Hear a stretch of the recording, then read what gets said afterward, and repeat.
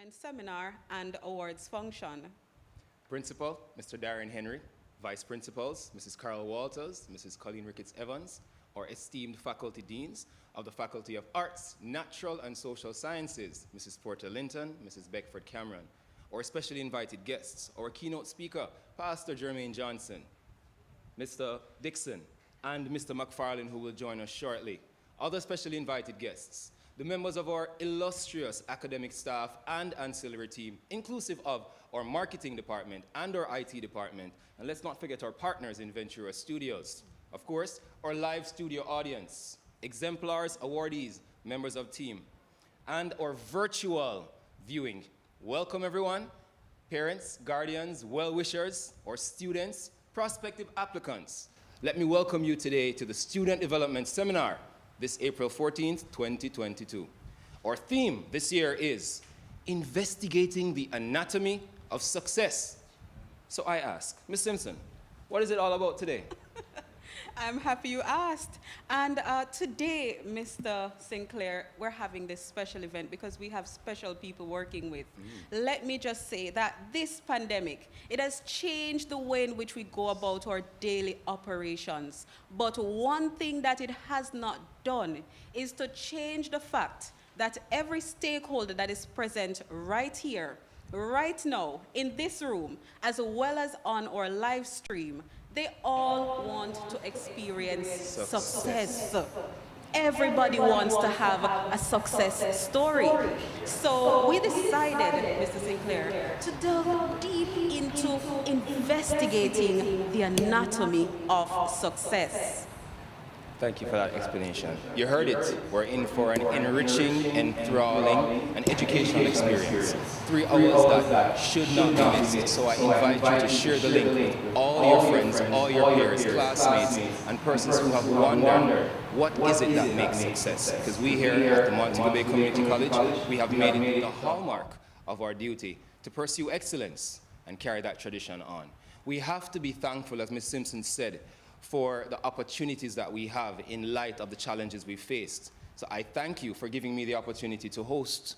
I am the Master of Ceremonies, Mr. Lyd Sinclair, a proud lecturer on this team, in this campus, in this home, and I welcome you to join me today. And I'm Ms. Natantra Simpson, the chairlady for this year's awards function. Thank you.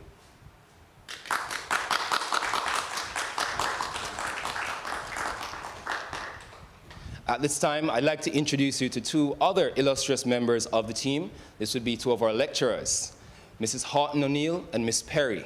They will be leading us in the invocation or devotion and that much needed blessing in our lives. Please welcome them.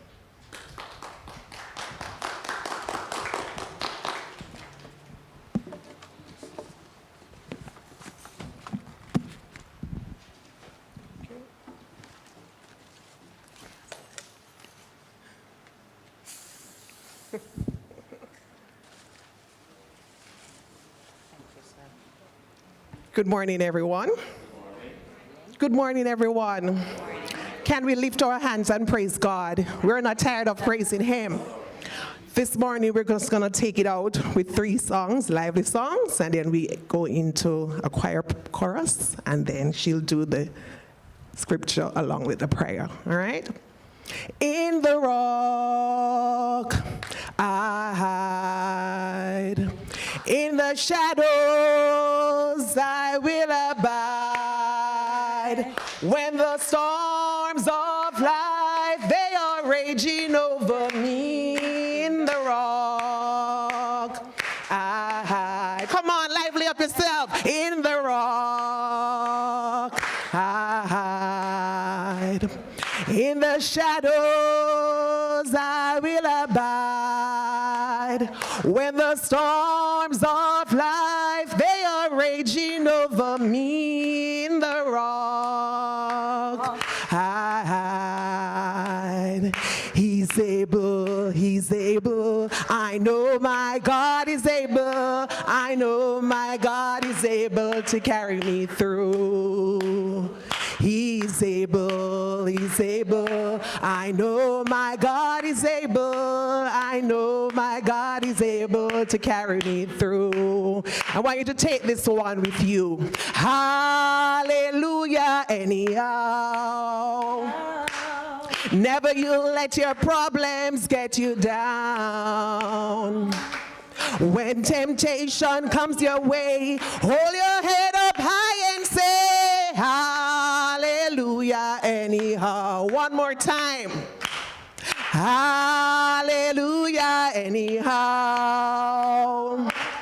Never you let your problems get you down. When temptation comes your way, hold your head up high and say, hallelujah, anyhow. One last time. Hallelujah, anyhow. Never you let your problems get you down. When temptation comes your way, hold your head up high and say, hallelujah, anyhow. Hallelujah, anyhow. Good morning, everyone. Our scripture reading for this morning is a very simple one. Isaiah 41, verse 10. Fear not, fear thou not, for I am with thee. Be not dismayed, for I am thy God. I will strengthen thee, yea, I will help thee, yea, I will uphold thee with the right hand of my righteousness. At this time, we are about to pray, but we are going to sing that song, Your Grace and Mercy. Your grace and mercies brought me through. I'm living this moment because of you. I want to thank you and praise you too for your grace and mercies brought me through. And before we even go into prayer, could you just close your eyes and think about something that you really want to thank the Lord for? While you are there, just tell him thanks. Just tell him thanks for all the successes he has allowed in your life, for giving you the opportunity to be one that sees success in your life in one way or the other. Father, we thank you this morning for your grace and your mercy. We thank you for this opportunity where we can see this day that you have made, and we will rejoice and be glad in it. We thank you for life, health, and strength.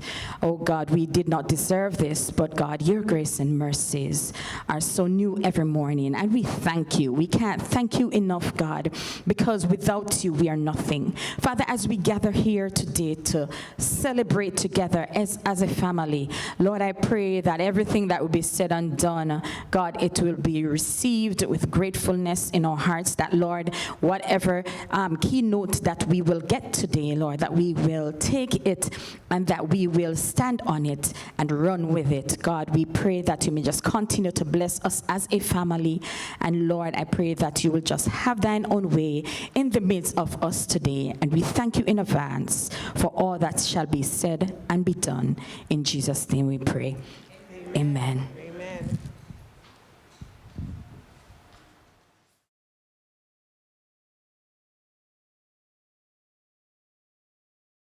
Thank you very much to our lecturers, Mrs. Houghton O'Neill and Miss Perry.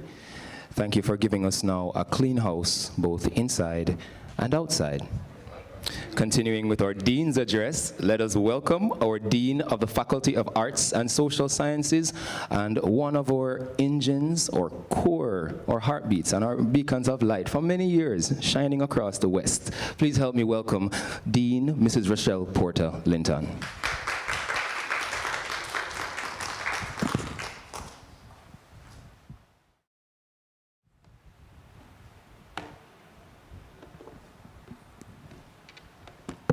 Thank you, Mr. Simpson. I'm marrying you. Thank you, Mr. Sinclair. Thank you, Mr. Sinclair. Chairman, Mr. Lidge Sinclair. Principal, Mr. Darian Henry. Vice Principal, Academics, Mrs. Carol Walters. Vice Principal, Administration and Development, Mrs. Colleen Ricketts-Evans. Distinguished guests, lecturers, students, good morning, everyone. I'd like to take this opportunity to welcome you to the Faculty of Arts, Natural and Social Sciences Student Development Seminar. To our principal, Mr. Henry, we are delighted and honored at your presence here at this function. Thank you for your support of the faculty's endeavors. To our presenters, Pastor Jermaine Johnson, Mr. Robert McFarlane, and Mr. Denzel Dixon, thank you for sharing your time and experience with us, and we look forward to hearing from you soon. Ladies and gentlemen, I would like to take this opportunity to acknowledge our very important stakeholders. Who are these persons? Our students from the Montego Bay and Westmoreland campuses. You have demonstrated profound resilience to continue your academic pursuits in the midst of a global pandemic with all its attendant problems. This seminar is for you. The theme of this year's seminar, Investigating the Anatomy of Success, is apt, as it epitomizes our great expectations for you. What are these expectations? That you will achieve immeasurable success. The Faculty of Arts, Natural and Social Sciences had its genesis with the college in 1975 as an amalgamation of the sixth forms of 3 high schools in Western Jamaica. Since then, we have seen remarkable development. Presently, we offer diverse programs in the humanities, natural, and social sciences, equipping students with the requisite skills to further their studies and to actualize their dreams. Gratitude is extended to our diligent and dedicated lecturers. Yes, ladies and gentlemen, these unsung heroes have worked tirelessly to make an inimitable contribution to our ethos of excellence over these many years. I recently learned of 2 past students, and I have to plug that these are 2 students who I had the distinction of teaching. These 2 past students now hold senior positions at the Office of the Director of Public Prosecutions. These are just some of the numerous graduates who are trailblazers in a variety of fields, and we are exceedingly proud of them.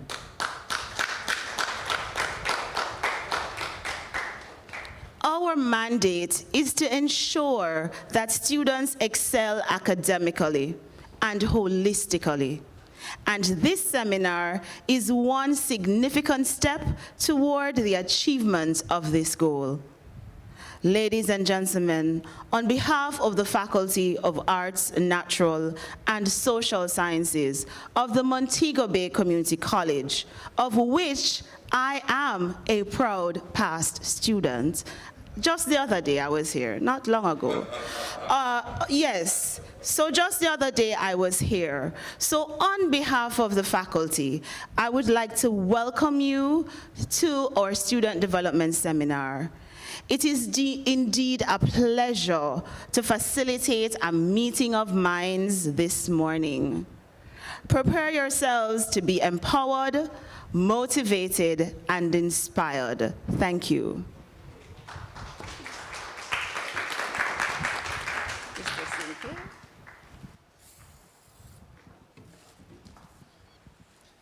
Thank you, Mrs. Porter Linton. Always a pleasure to hear you.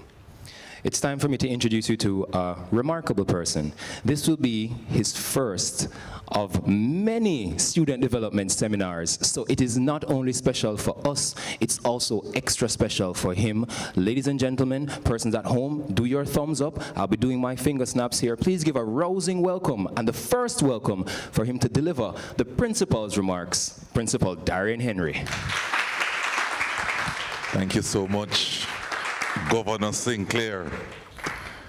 Good morning, everybody. Good morning, everybody. Listen, been in that joke thing this morning. Good morning, everybody. Let me recognize the protocol already established, and I really want to wish you a happy and holy Easter. I'm really, truly delighted about this. As a matter of fact, last night I couldn't go on my bed. As I wonder what it's going to look like and so on. And Mrs. Beckford Cameron and Mrs. Linton, even though we're having it in the COVID era, I can feel the energy. And I really have to congratulate both of you for pulling off this awesome event. Please put your hands together for them. And I can assure you that my muscle and support will always be behind this kind of experience. Students, we have to do this for you. The world is evolving at a rapid pace, and our institution, we're also evolving, and we have to meet your needs as well. The demands of the new work and world order requires us to develop and calibrate you so you can etch the successes that are waiting for you. I really hope that at the end of this activity, you're able to interrogate what is success. I can give you a little peek. It's a lifelong journey. It's not just one goal or one achievement or one milestone. It's many milestones over many years, over many decades, I can tell you. In my personal experience, when I was in high school as a C student, I barely could write a word in English language. I remember when I went to university, I got 3 out of 10, 3 out of 20 in my first assignment. Me ball. But test me with the English language now. What do you decide what that is to be? Yes? Success is about understanding to overcome failure. Failure is an important part of that, because how do you appreciate what is success without being understanding of what is failure? Yes, and failure in all its dimension. So I really want for you to use this marquee opportunity as part of your arsenal for getting to that place of success. Yes, you can do it. Yes, your personal circumstances will always be a hurdle, but your ability to overcome such a hurdle is what will help to define you to be a successful person. Students, the future of work is coming at us like a bullet train. And MBCC, where you have a wonderful cadre of lecturers who work night and day. They are part of your success story. Give them a round of applause. They're part of your success story. Because there's a lot of distraction around us. This morning I was on Twitter, Mrs. Linton. What did I do on Twitter? I have to be there because there's the good and there's the bad, yes?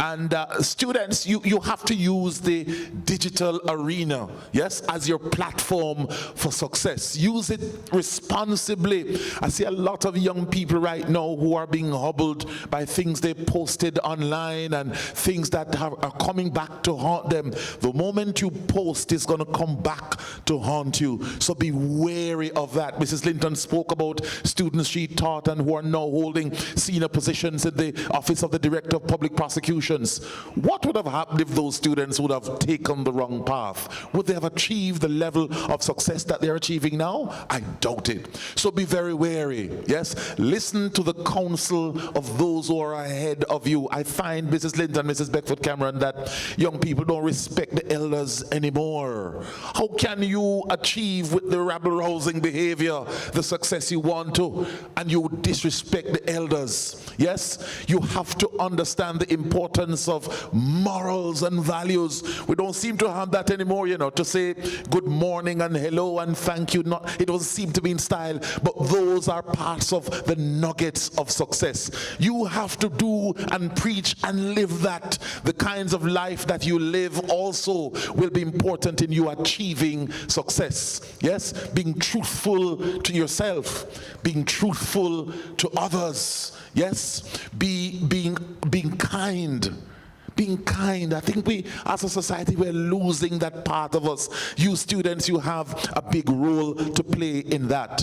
I want for you to investigate all aspects of success. What it is to be successful. What it is to achieve success. What it is to live success. What it is to be humble with success. Ladies and gentlemen, I really am appreciative of this event.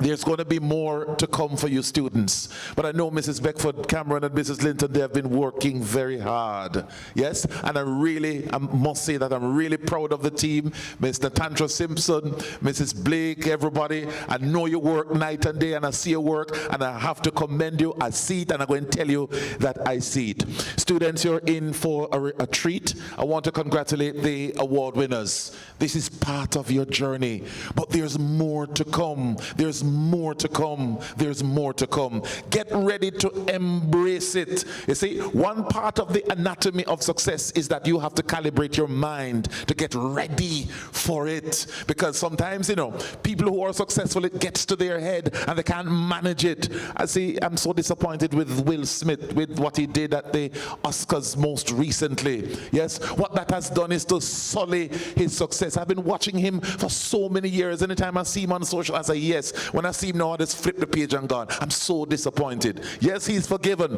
but we have to be very careful how we manage success, because we can get to where we ought to be. I leave you, students, with an understanding.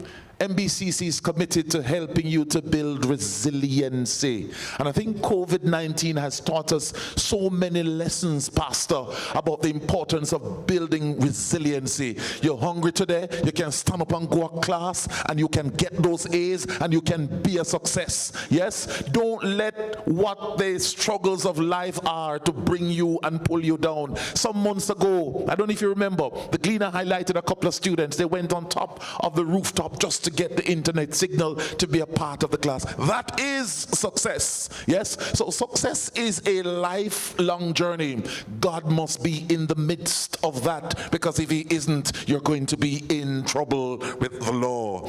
Students, continue to do and cling to the best.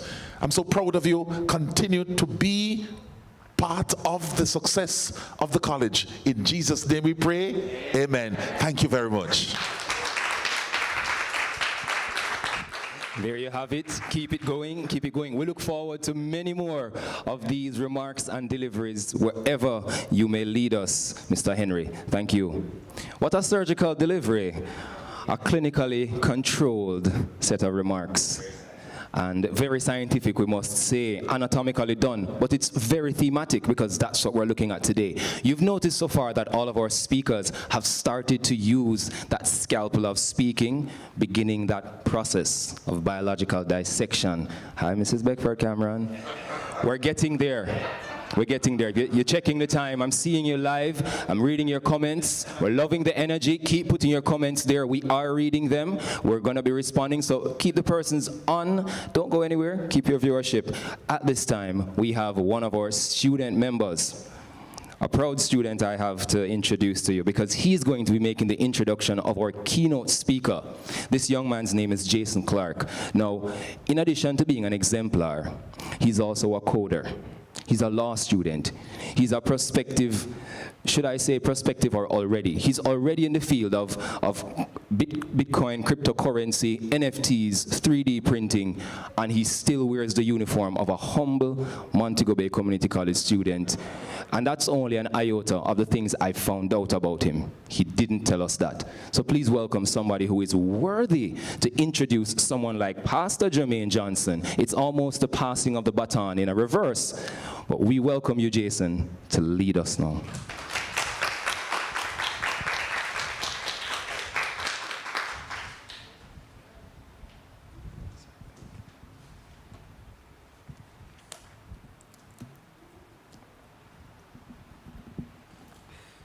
Good day.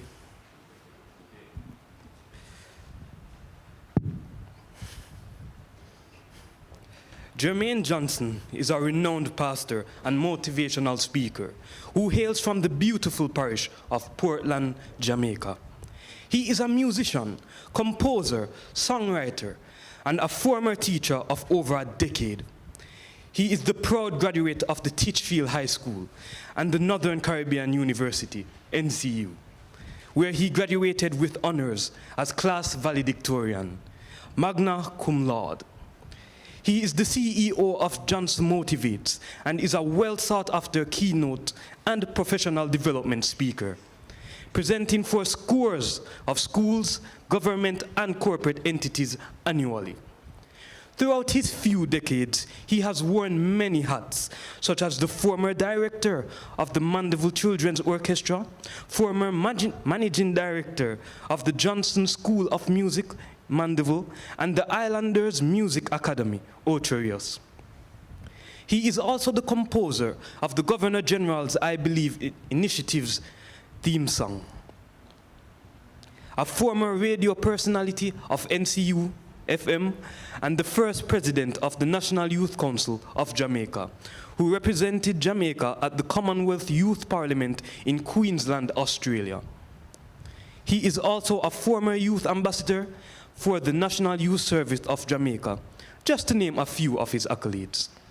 He is an award-winning Toastmaster in both table topics and international speech, capping 2 national titles for Jamaica and the region, and also serves as an ambassador for the Governor General's I Believe initiative. Johnson currently serves as a senior pastor in the North Jamaica Conference of Seventh-day Adventists. He is happily married to the love of his life, the beautiful Georgia, who keeps him motivated while he motivates. He is a friendly and inspiring individual who knows how to interact with both young and old.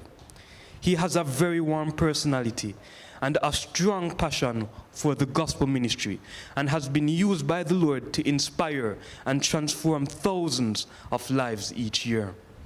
Pastor JJ, as he is affectionately called, is a man of several abilities, and he uses them to the service of God and humanity.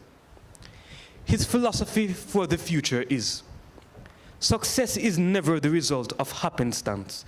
It is the outcome of the output. What you put in it comes out of it. For you reap what you sow, later than you sow, and more than you sow. Thank you.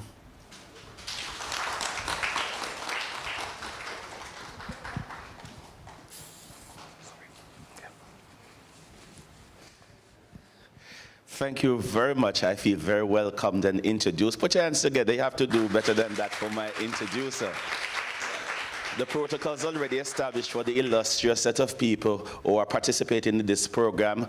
I am very delighted to join with the Montego Bay Community College team today, as a matter of fact, for the second day consecutively, as it was my pleasure to have shared with the young ladies yesterday for Man and Woman Conference, so we talk about man and woman business. And what an interesting theme they coined, the toxicity of relationships is your trashy, his classy, I know some of you are wondering, how did we miss that?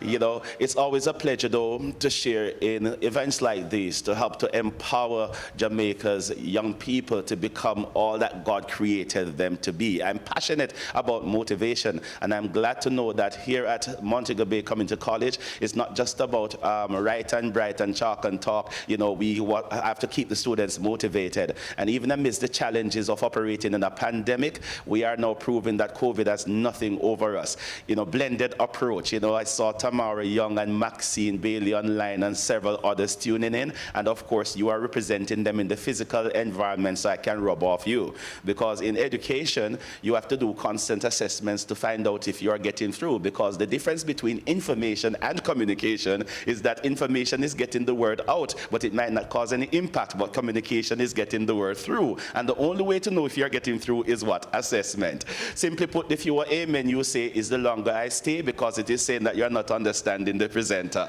But I know the fake ones, Mr. Henry. Yes. So as we get into the meat of the matter, we have a full program, 3 hours, and therefore we want to keep it nice and timely. And no worries, I know most persons are afraid of guest speakers who are pastors because they know to catch in the spirit and speak for very long times. But one of the things Mrs. Beckford-Cameron and I have learned in my public speaking is that a great speech is like a miniskirt. It is long enough to cover the subject, but short enough to create excitement. And I'm sure you wouldn't mind if I go, a couple of inches below the knees. You will discover that you have more cover. So I get right into the meat of the matter. I love the theme. When Miss Simpson sent the invitation and told me what the objectives were, I'm like, wow, this is lovely. So yesterday's theme, fancy this one, fancy, be nice things go on at MBCC. You know that? Clap your institution, clap the faculty for conceptualizing this program. And just the pride I see that's been put into the proper planning of this program and its execution tells me of the quality that we can expect at an institution like Montego Bay Community College. Just look around you. It's no Zoom thing, professional live stream and photography and all these things. It's good things that the world will come out nice. So looking good, yes, we have to represent well because of the caliber of the event. So what is the theme for today? Let's say it together. Investigating the anatomy of success. Let me just give a quick disclaimer off the bat. When I attended Teachville High School, I was a business student, but the science of life is observed from its observations, and we all have a little bit of it. Now, I want you to understand, in order for you to properly understand the science of success, you have to do more than a casual observation, scan, or topical experiment. We have to go a little deeper than that. We have to investigate its anatomy. And for us to investigate its anatomy, we are not seeking only to look at the gross anatomy, what is on the outside and easily meets the eyes, phenotypically speaking, if you may. But we want to get down to the genotype, the inner construct that is microscopic, that really helps us to understand the structure of the system and what allows the system to look how it looks on the phenotype, the face of it. Are we together? And if we are going to investigate the anatomy, no doubt there has to be a dichotomy cut. And we are going to get surgical this morning. If you are going to be understand the anatomy of success, you've got to make the cut. It's C-U-T. That's all I'm here to tell you about, and then I'm done. And therefore, here we go with the cut. You need a commitment to purpose, an unrelenting passion, and a tenacity to pursue amidst challenges. If you can remember people's business, you can recall those three. Shall we try them together? We need a what? What is the C? A commitment to purpose, an unrelenting passion, and a tenacity to pursue amidst challenges. The first thing you need to understand about the anatomy of success is that it reveals that success is not as casual as many people make it out to be. By common definition, success is simply the accomplishment of an aim or purpose, and by extension, the amassment of wealth and fame, popularity, and social status. But that in itself is a very limited view of what success truly is. Success is aligned to purpose, and that is why many who thought that success was just about the accumulation of material things, they find themselves in a miserable situation. And therefore, what the principle made mention of in recent development shows that people we thought had it all because they were measuring all by having material things were bust, them did it, them reach. Look at me now, and yet them stress out. They can't control themselves. They have no peace of mind. Some of them still commit suicide. They're abusing substance because somewhere along the line they thought success was about having things. True success has a commitment to purpose. It is aligned with your calling, Khadijah. And if there's no calling, very soon there will be a stalling. And I want you to understand that every true purpose serves two purposes. It has, first of all, the objective of improving the lives of others, and secondly, taking care of the purpose holder. Hello, somebody? Are we going somewhere with this? Every purpose has what? Two purposes. It, first of all, it takes care of it improves the lives of others, and it also takes care of the purpose holder. And therefore, you recognize that it's not all about yourself. Any success that is about just showing how successful you are personally with all the nice car, the ones that don't go beep, those are cheap, but you know, that's the car we want. And you can have a lot of money, no little bit of money. At the end of the day, it will leave you miserable, and the world would not have been a better place because of you, because you are only serving yourself. Self-aggrandization. True success is a purpose matter, and it has to do with serving others and no doubt taking care of yourself. As we investigate the success anatomy, we do the dichotomy and make this cut and recognize, first of all, Mr. Master of Ceremony, that we must do what? Have a commitment to purpose. Somebody say, I'm purpose driven. And every purpose serves how many? Two purposes. It must improve the lives of others, and it must take care of the purpose holder. So when you have a calling, either you're going to join a cause for humanity or create a cause for humanity. Whatever it is you're doing, it's not just about making money, but creating a legacy. And therefore, it's bigger than how much you make, but how many you make. We'll get back to that later on. And you know, I must say, I love the attention you're giving. At least what happened to Johnny in class will never befall you. When Johnny was asked by the teacher, what is the name of the community college in Montego Bay? And Johnny says, sir, I do not remember. Miss, I do not remember. So the teacher was like, Johnny, you want to tell me that the thing is named after the locality and you do not remember? Boy, you need to pay more attention to your book. I'm disappointed in you. The moment she turned around, the teacher, Johnny said to her, teacher, might I ask you a question? What is it, Johnny? You know the answer now? Johnny said, no, miss, but I want to ask you, who is Marsha? And the teacher was like, I don't know, and why should I care? You don't even know the common details of your environment and your location, much less for me to be worried about Marsha. Johnny said, miss, I'm disappointed in you. You need to pay more attention to your husband. Anyway, we are focusing right here. Get back, yes. Who is Marsha? Don't raise your hand. And there's no Marsha online either. I'm going somewhere with all of this. And might I say, while you're online, subscribe to your community college, because it's under 1,000 subscription and it has more than 1,000 students. So hit the subscribe button right now. So we are carrying on right now. We're looking at investigating the anatomy of success. So once again, if we're going to properly understand the nature of success so that we can arrive at the right empirical conclusions beyond the philosophical deductions that we can derive, we have to dichotomize and recognize what's beneath the phenotype and what's deeply entrenched microscopically into the what? The genotype. I sound like a science student. Yes, sir. And so far we recognize, having made the cut, C-U-T, that we need a what? Commitment to purpose. Secondly, we need an unrelenting passion. And unrelenting means that you do not give in to challenges nor circumstances, but you keep on pressing even when things are depressing. There are two types of people who approach success principle, Henry. We have those who are passionate, and if I may create my own word, those who are fashionate. Those who are fashionate, it's just topical, what you see on the surface, but it has no foundation. And sometimes the fashion looks good. It might have a BMW along with it, you know. It might have Gucci and Louis Vuitton and all those things with it, but it has no depth. And as soon as circumstances arise, at the end of the day, you wonder, say, wait, that is what you call success? Yes. And when you look at the Oscars recently, you recognize, listen, man, success is more than what you see on the outside. You know, it's what is deep down on the inside. That's why we have to dichotomize in order order to analyze, because we are going to investigate the anatomy today. And so understand, you must have an unrelenting passion, because those who have a passion, anytime they meet up on challenges, whether they are circumstantial or personal, interpersonal, professional, etc., they are ready to throw in the towels. But when you are passionate, it comes from the heart, because you need to understand that success is more than what meets the eyes. It's also about what meets the heart. Hello, somebody? And that is why some people catching a problem, because sometimes a young man, for example, demonstrates success phenotypically on the face of it, and the young girl said, dang. You know? And then the next thing, she got take him up, and when she recognized him, I'm not class, so in full of crosses. And then the next thing, knee come mash up our life.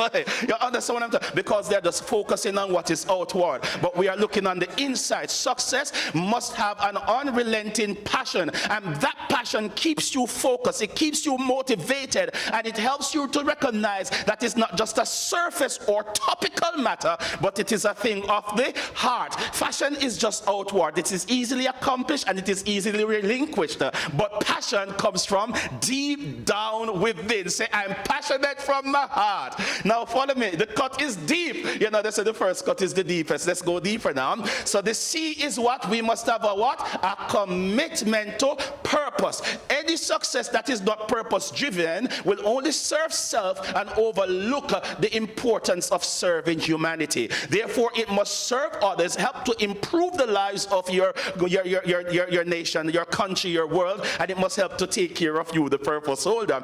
You must have an unrelenting passion, because when you have passion, nothing can hold you back. Challenges will come, I'll get to that in a moment, but you will keep on pressing even when things are depressing. Then T, you must have a tenacity to pursue amidst challenges. And when you have a tenacity, or you're tenacious, it means that you are not easily broken, you are not easily discouraged, you are not easily sidetracked from that which you are going after, because you need to understand that the distance between your final destination and your current situation is action. But as you go on the trajectory towards success, failure is inevitable, but at least they teach you what do not work. And might I say to you, as you heard one of my thoughts in the opening, my introduction, success is never the result of happenstance. That's just mere chance. You know, if it comes easily, it goes easily. It is always it is what?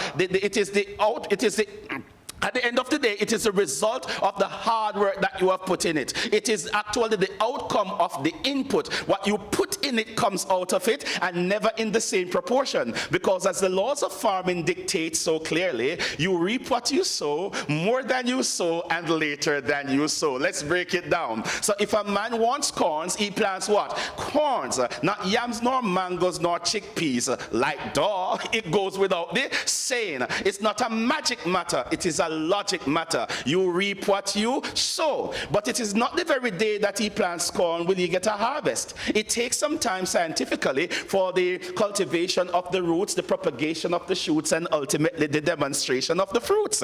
But as long as he nurtures his cornfield, he can rest assured that according to the laws of nature, one day in the future he will reap what? Corns, because you do what? Reap what you sow. But here's the fun part, Mrs. Beckford Cameron. If a grain or kernel of corn would have only yielded a grain or kernel, all of your labor would have been of no benefit to you. You would have just laboriously put in all the effort and nothing to show for it. Put up your grain of corn, therefore, grain for grain, no, that not keep. It is not germane, it's ungermane, it's a real word. You know, so all those whose names cannot create a real word, I'll show you. Now understand that that grain of corn, however, can bring about a shoot with several ears, with each ear possessing hundreds of grains of corn. Come on, somebody, have you seen the corn cob recently? Hence, you not only reap what you sow, you reap it later than you sow, and more so, you reap way much more than you sow. And by all indications, the second year group and the student body at large at MBCC, they have been sowing the seeds of success. Put your hands together for them. So what is the point I'm making with this? If you want it, Plant it. If success is what you desire, you have to plant the seeds of what? Success. I tell you that we're going to cut it. C-U-T. What is that C once more? You have to have a commitment to purpose. What is the U? An unrelenting passion. What is the T? A tenacity to pursue amidst challenges. Because most persons use challenges as a fancy excuse for them to lose. Let me tell you this. At the start of 2020, I came up with the idea of plenty in 2020. I started off a motivational vlog, 20 things to bring you plenty things in 2020. And no, coronavirus was not on the list. But because it sounded like a visionary year, I had to put in some extraordinary plans. And then we thought it would have been gone by now. We are now entering into the third year because it was the middle of March 2020 that it happened. And here we are today. But we are still above ground. We are responding much better than at the beginning, because as we go through challenges, we learn, we adapt, and we learn how to exercise resiliency. And the fact that you are still above ground, it means, first of all, God is good, and it goes to show that no challenge can stop you from pressing forward and accomplishing your goals. Because challenges are not meant to extinguish you, put you out like a fire. They are meant to distinguish you. Hello, somebody. Yeah, that's why nobody will come when you're busting a life. You come to a special event and say, extinguish, ladies and gentlemen. No, the fires never put you out, and therefore they help to build you up so you are distinguished. So let's say together, challenges are not meant to what? Extinguish you, but to what? Distinguish you, set you apart as a cut, look at that word, above the rest. So don't you use challenges to determine whether or not life is working in your favor. If there were no challenges, there will be no victory, and therefore your success would feel exciting as when you would have gone through trials. Ever hear the song say, the hotter the battle, the sweeter the victory? And it doesn't matter what is happening around you, it's all about having the right mindset. So success requires that you maintain a positive outlook at all times. It's not that you are playing fool or overlooking that there are real issues around you, but the response is bigger than what you are responding to. Put it this way, can you cook? The same hot water that softens potatoes also hardens eggs. You get what I mean? And if you put some coffee beans in it, the coffee beans take over. You're wondering, who is the boss? Is it the coffee or the hot water? The same hot water that softens potatoes also hardens eggs. So it goes to show that it's not just about the state of your reality, but more so about the state of your mentality. Come on, somebody. Let's say together, it's not just about the state of your reality, but more so about the state of your mentality. What's happening externally has to receive a response internally to determine your final positioning. But when you have a tenacity to pursue amidst challenges, no challenge can stop you from reaching your destination of success. And I use destination here contextually because really and truly success is not a destination, it's a continuation. It's just one success after the other. And one of the key elements to ensure success is not just having some great ambition, but putting in the requisite work for them to become reality. Aristotle postulates, what a pretty word to say, the man says, you know, that excellence is never the result, excellence is never the result of an accident. It's never an accident. It is always the result of high intention, sincere efforts, and intelligent execution. Come on, somebody. What are the three things? High intentions. So set some big goals. If your goals do not frighten you, they are not big enough. They are common. And it's time for us to take it to the next level. Because as the old adage teaches us, if we always do what we've always done, Madam Dean, we'll always be where we've always been. And how do millennials respond to such rhetoric? Like, duh. So let me repeat the statement and you give me the like, duh. You have to say it loud enough for the camera, for the people online to hear. If we always do what we've always done, we'll always be where we've always been. It goes without the saying. Back to Aristotle. Excellence is never an accident. It is always the result of high intentions, sincere efforts, and intelligent execution. Because even if your efforts are sincere, but your execution is unintelligent, you are not going to get the right outcome. Are we together? You've got to cut it, because if the goal is going to be realized, we have to dichotomize. And when we make the cut, we see deep within that you must have a commitment to purpose and unrelenting unrelenting passion, and a what? A tenacity to pursue amidst challenges, because the challenges are not meant to extinguish you, but to do what? Distinguish you. For you to bring your dreams from mentality to reality, from conception to reception, from conceptualization to realization. The word is action, not a bag of mouth. And don't you become comfortable and complacent because you have achieved success in the past. The past is just a place of reference and not residence. It is told that the bees were teaching the wasp how to make honey. But as soon as they got midterm break after they did their exams on honeycombing, they were so proud and full of themselves because they aced the honeycomb part of the course. When they returned, the bees couldn't get them to settle down to learn the crucial part, which was to make the what? Honey. And they kept on disrupting the classes and not showing up. They called in Principal Queen Bee and still nothing. So ultimately they canceled the course. Now the wasps fly around in your housetops and your gardens and trees making honeycomb, but then can't make the honey. Do not let your accomplishment of the honeycomb of the past deter you from accomplish the honey of the future. Hello somebody. The honey will bring you the money. Now get back to that matter of materialism and purpose. Now the purpose, as I said, it takes care of others and it takes care of you. So yes, success is measured by the ability to take care of yourself nicely, dress good, walk good, drive good, live good, and all the works. But it is bigger than that. But that is something that must keep you motivated. As you continue throughout your academic journey, do not stop until you get to the top. I know that schoolwork can be challenging with all of the exams you have to take home for Easter break. And every time you want to relax your mind, teacher pressure, your parents are pressure, your principal are pressure, your pressure, soup, pressure. But if you think schoolwork hard, try hard life. I know it can be a real pain in the brain. Get back here. Where are you going? You know, a real pain in the brain. But if you think schoolwork is hard, try hard life. What you will be compensated if you do not keep up this attempt to be a successful individual is called minimum wage. And that minimum wage, it differs from place to place. But currently, them son are gone 9,000 per week. 4 times 9, 36. It can hardly pay a rent in the bushes of St. James. Much less for you to go in the stushes of St. James. Hello?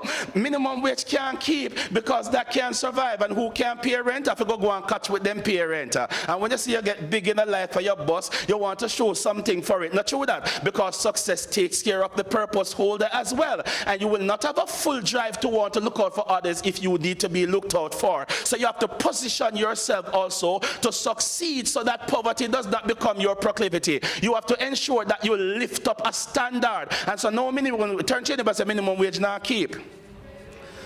Because by the time you get the $36,000, if you manage to get a catch in the bush, you might pay 25, and then boom, still pay 200, come to work in a bay, and 200 go back 400 a day, times how much now? Do the maths with 5 times. Let's work with the 40-hour work week. So that is what? $2,000 for the week times 4, that's $80,000. And that's very casual because technically there are 23 working days within the month, but we work with the 4, 5, 20. So here we have now 20 days of work costing you $8,000 plus a $25,000 rent. How much out of the $36,000? $32,000 gone. Am I right? $33,000. And you're not done yet. You only have $3,000. Bombs, you pay the light bill. And pray say there's a water tank at the house, so you get enough rain up a country. And at least you can water yourself. No groceries yet. So when you begin to slim down and they say, oh, you look like you lose weight, so Patsy. You say, yes, I'm watching my physique. I don't want to look big like Pastor Johnson. Lie.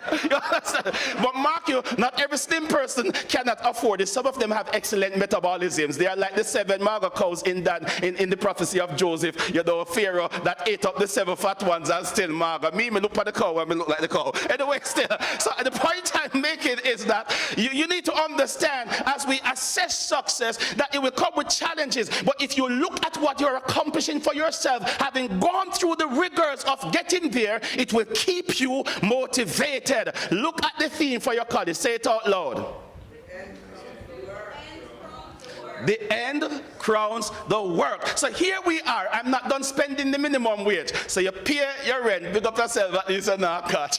You pay the taxi fare, pay the light bill, and you're broke. No food, no tissue. That's a major issue. So when you do some histology, you're going to recognize that there are no tissues. And not only that, no deodorant. What do you think? You definitely stink, and ladies, you will always be without always. Be between the lines. And your favorite, and when you are in such a life, young men will find lots of scamming attractive. Marcus, some of them are by all common assessment of success, could have done better, but them just greedy, but God doesn't call you to that type of lifestyle. So scamming becomes more attractive. When you walk in Montego Bay, such persons will see you and believe that, seeing that I never took care of myself, I never worked towards my purpose, I never understood the anatomy of success, then now you are supposed to take care of me. What do they call you? Well, you say daddies take care of them children. Well, you say uncle, auntie, because good uncles and aunts will take care of nieces and nephews. Well, you say world bosses pay people at the end of the month. Well, you say me general, aka me, a general is responsible for a cross-section of personnel. And here this one, well, you say chargee, if they are the chargee, if you are the chargee, they are the charger. You notice the strategies? All these names suggest that I am your responsibility. You are supposed to be taking care of me. You cannot put yourself in that mess, which is why your success must be accomplished. And I know the struggles are real, but your tenacity to overcome the challenges and to pursue amidst them must also be real. Challenges have nothing over you, because at the end of the day, you must not stop until you get to the top. You have big dreams, but know that dreams are dreamt when people are sleeping. To make them realities, you must wake up and smell the coffee, or your dreams will become nightmares. So if you do not ensure that you have a commitment to purpose, an unrelenting passion, and a tenacity to pursue amidst challenges, your favorite hashtag will be, the struggle is real. And you will not be able to mount a stage in the future and to say like Nesbitt, me go start the one that like how Martin Luther King and started my dream. No, your favorite song will be nightmares, nightmares, nightmares, nightmares, nightmares. All of my dreams have become nightmares. Can't buy food for eat, me can't find clothes to wear. Look at me, look at what? Ironically, Martin Luther King Jr. lost sleep fulfilling the dream. You see what is happening there? Heights of great men reached and kept, were not attained by sudden flight, but they, while they what? Companion step, were toiling upwards through the night. You need to ensure that you put in the commitment and the passion and continue to exercise that tenacity to pursue amidst the challenges, because it's going to pay you in the end. We don't want to see you in the future sponging and carrying on the stereotype of poverty and depending on people. Let me tell you this, dependency leads to despondency. And one of the reasons why we have domestic challenges in Jamaica so much, because a lot of young women thought that success was getting a rich man. And they never learned from their grandparents that when man a look him ride donkey, but when him a left him ride horse. When a man is with a woman, he rides a donkey, but when he's running away, he rides a horse. So if a patient man ride donkey, he opens doors, he draws out chairs, and all the things to win your heart. But as soon as he gets what he wants, and perhaps he leaves you with a little junior, and you say, Johnny, you know there's a junior on the way. DNA, that is not available. And the same man went up in their life, called in your night and day, all of a sudden, you can't find him. I search all over, couldn't find no daddy. You understand? We have to stop this. That is why most of the single parents are not fathers. I'm almost done. They are what? They are mothers. We have to stop that. So big up the girls who are at Montego Bay coming to college, because the fact that you have come this far, it goes to show that you are not headed in that direction. Clap them. No man can take advantage of you when you are empowered, when you can take care of yourself. And that is why you must know that your purpose includes taking care of you. So as you go forward amidst the challenges, you need to understand that when others are sitting, you must be standing. When they are standing, you must be standing out. When they are standing out, you must be outstanding. And when they are outstanding, you must be the standard. You never get the picture. Touch yourself and say, I am the standard. When they are sitting, you must be standing. When they are standing, you must be outstanding. When they are outstanding, you must still stand out. And when they are standing out, you must be the what? The standard. We want to see you come back to a future event like this one, when COVID not keeping anymore, and all all of the plugs them pull out, and you are the guest speaker as a past student. You heard about past students in the DPP and all of that. And when you come down to Montego Bay, you know, say you don't look like no Ray. So as a young man, you come through in your 3-piece suit, looking nice and cute, come through my youth. And you roll over in a one nice Range Rover because you made something of yourself. You understood the anatomy of success. And if you're a young lady, when you're rolling on the ends, you know, your nice Mercedes-Benz, park it outside in front of family and friends, and you don't look like no granny, you know, you're well nice nail, Louis Vuitton shade, the black pencil dress, contrasted with a 6-inch future pink stilettos, complemented with a Chanel and your Aldo bag. Come on, somebody, you know what I'm talking about? Yes. And you can't look good.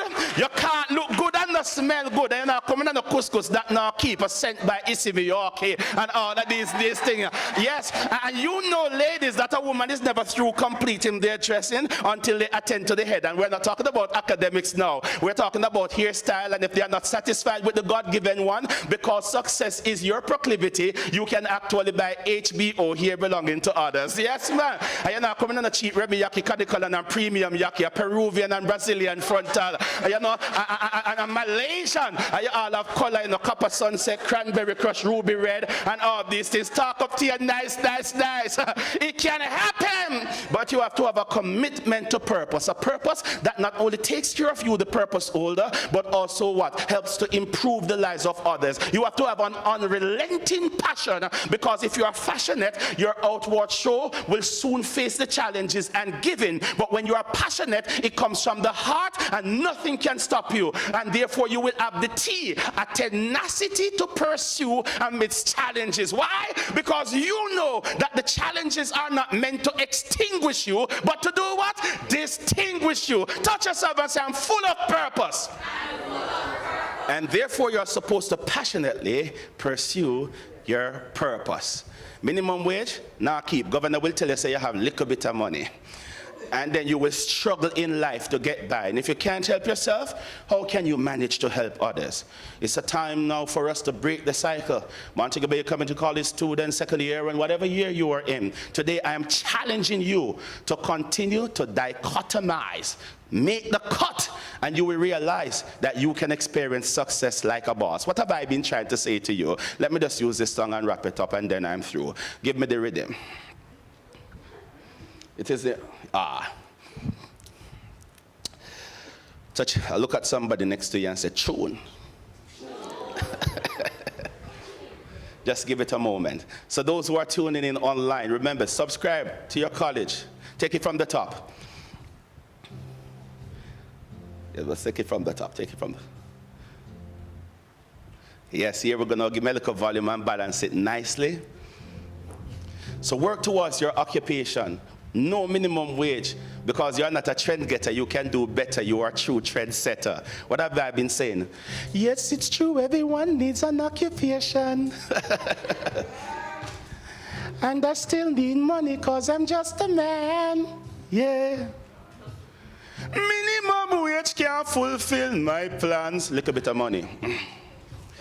So me have to go to school and get an education. Why? So the money can stay with me. The MBCC choir and provide me. All I need. Why am I tenacious?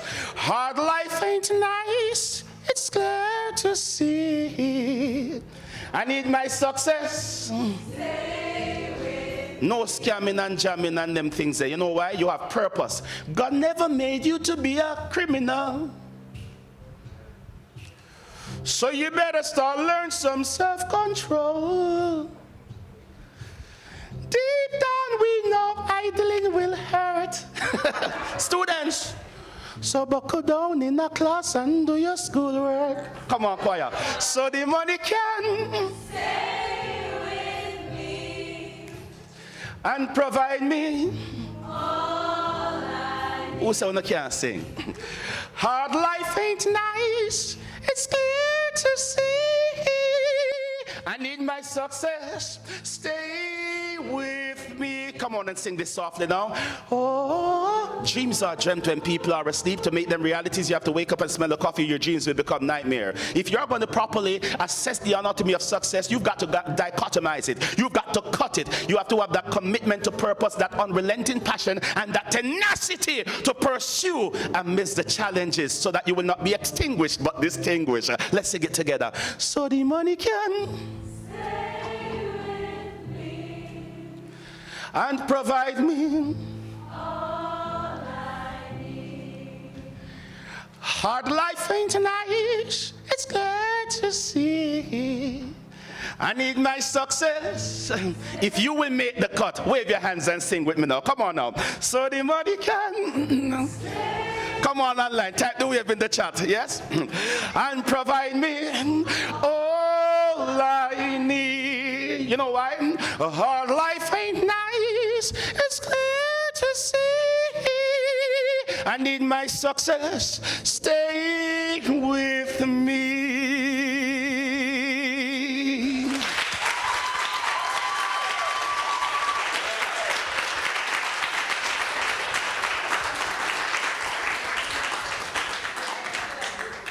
If we are going to properly understand the nature, the built-up of success, it will take more than a casual observation, scan, or topical experiment. We have to go deeper than the phenotype, down into the depths of the genotype, not the gross, but that which is at the micro level. And therefore, we must dichotomize in order for us to realize what's down there. That is why, amidst the challenges you will face, which are not meant to extinguish but to distinguish you, ladies and gentlemen, boys and girls, you must make the cut. And that's where I say, cut, drop mic.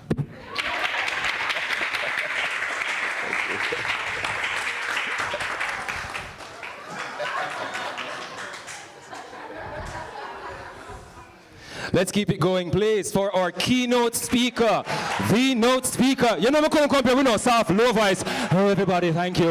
Up, up, up, up. Everybody up. YouTube, that's yours. I just want to say, we just got an uppercut of a delivery from a cut man. You will understand that this is the Muhammad Ali of speaking. Did you see how many deliveries we got in one session there? Well, a cut man in boxing is a person you want to have in your corner to keep you safe in the fight. And I'm ready to remove the blazer, put on your gloves, and send you in the ring with Lucifer for 12 right now. Want to say YouTube, don't it? This is the energy that we want to have resonant all the time. So thank you again, Pastor Jermaine Johnson, Pastor JJ, every day. As I said, the energy has to stay high, so I won't stay up here for very long. I'm going to introduce someone else that carries that same bubbly trend, and he will stay with us. Another musician. We right now have a special item. Please help me welcome one of our very own, Shaquille Miller.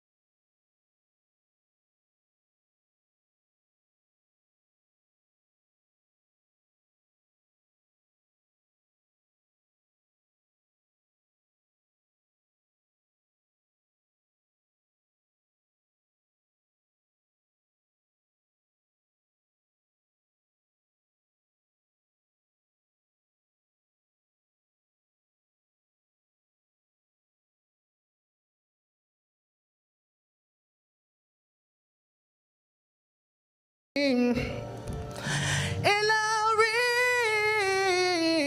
reach the unreachable star.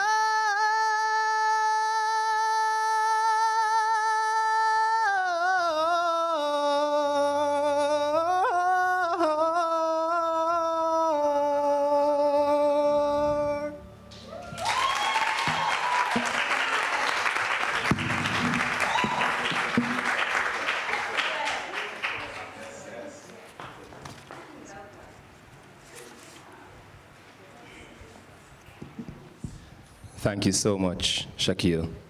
We'll just have a moment to let that wash over before I come back like a grater. Thank you. We'll ask that our producers and our back staff, our team, just give the YouTube viewers an actual connection to Shaquille. I know he must have a page. And we followed Dear Dream and Pinkwall and Nagi. Let's follow Shaquille today, right? Also subscribe to the MBCC page. Are you ready for more of the Student Development Seminar 2022? I am. I've enjoyed it so much, and I've been on my feet, so I can only imagine how it must be for those at home and those here too. It continues to amaze. At this time, we have a mini fashion show. This is something that, if you know anything about the Montego Bay Community College, we use the word mini very sparingly, because we know that even our mini can fill a maxi. Yeah, I'm just inspired, you can tell. I'm not gonna do it, but it's so entertaining. Gosh. The heart of successful imagery. We're gonna talk about dressing for success. But before I get the show kicked off, I'd just like to say a few things about our actual designer and coordinator, Mr. Robert McFarlane. We want to acknowledge his presence again. He has been here, but you know, this kind of activity, you work on the stage and behind the scenes. So please salute his presence. He's been here with us. YouTube, if you don't know, now you know. He's an entrepreneur, an owner, and an operator of one of Jamaica's leading brands, Rob Anthony. His operations cover designer clothing, trendy bags, and other fun wares. He has international experience, notably having worked in Switzerland and in England.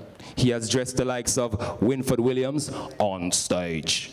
And Jacure, I won't do it, Shaquille did it for us already, and Rascasa, leading in cinematography. Many of the videos we enjoy and lots of the films that we have seen as well have been depicted, and he has donned the clothing of Mr. Robert McFarlane. So he's here to present on the topic, successful imagery, dressing for success. Let's welcome him, and please pay close attention. Take your notes.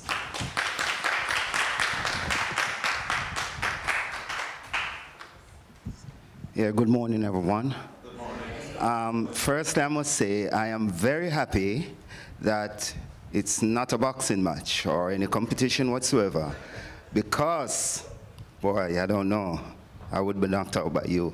Thank you, Mr. Johnson. That was very motivating, I must say, very inspiring as well.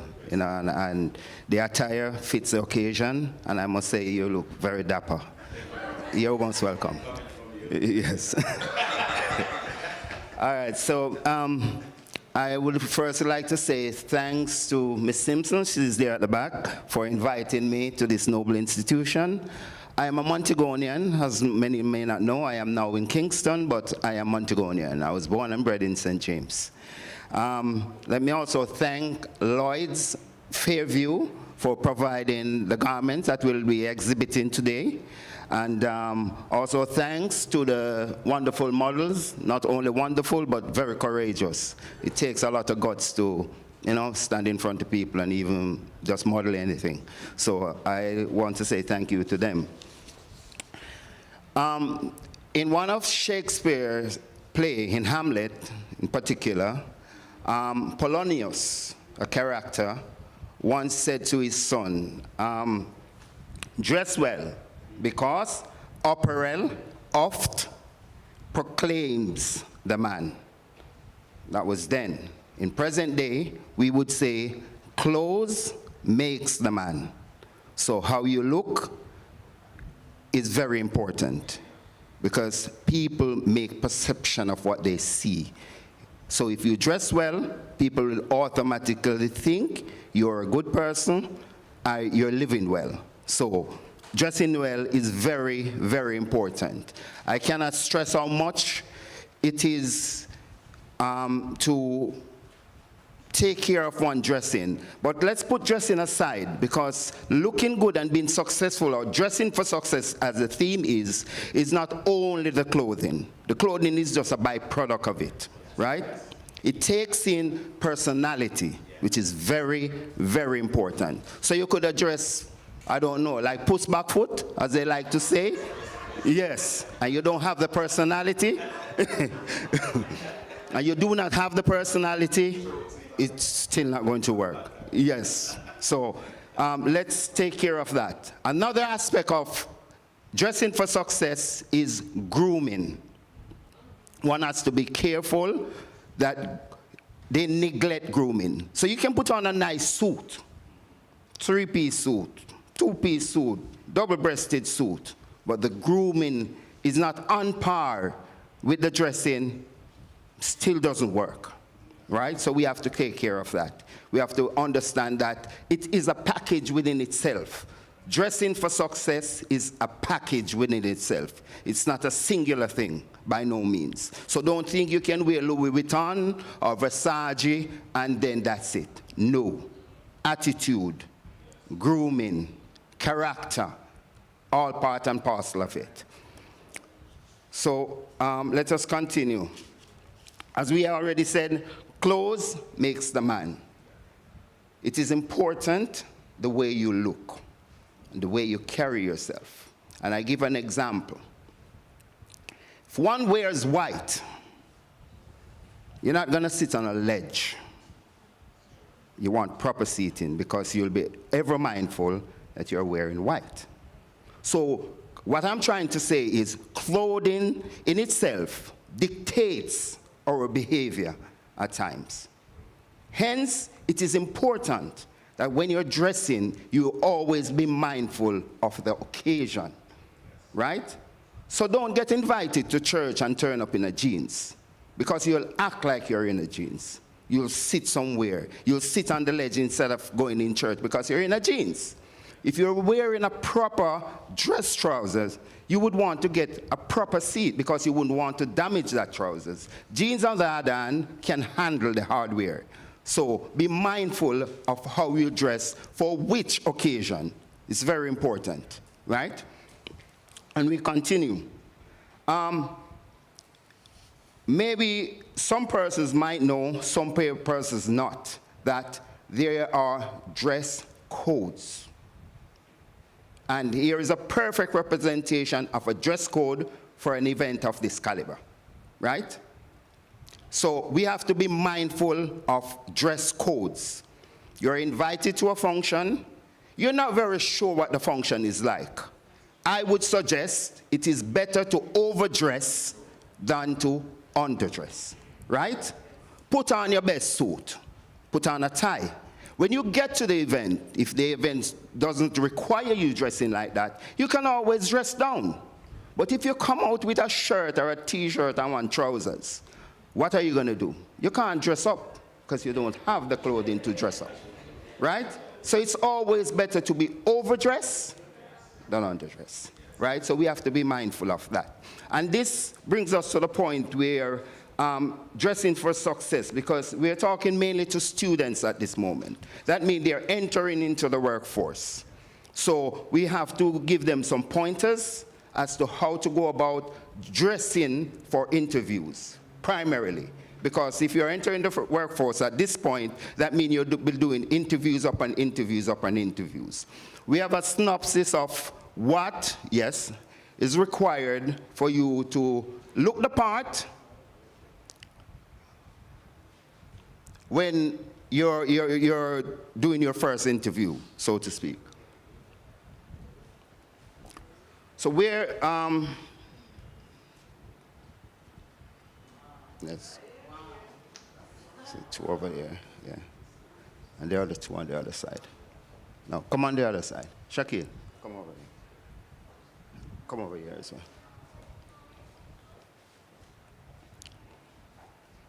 Yes. All right, good. Okay, good. Thank you, guys. So what we have here are two representations of dress codes. Really and truly, there are four. So we have professional dress, business professional, which is also called business formal, business casual, and casual, right? Here we would have, on my left, is business professional. What it requires is a suit, nice sharp suit as you can see here, and the lady, fine young lady, in a nice suit as well. What I'm saying to you now is, depending on the interview that you're doing, you don't necessarily have to wear this attire because it can be an overkill, right? So you walk into a room, depending on what you're being interviewed for, and you come in like this. Either interviewer might look at it as an overkill and think, yeah, this person is too much. So we have to be mindful of what is needed for when. So this kind of dressing now would go for, if you're, say, a junior lawyer or a banker, you can wear this attire. It will be very, very appropriate, right? Here over on the right is another dressing. This is more like business casual.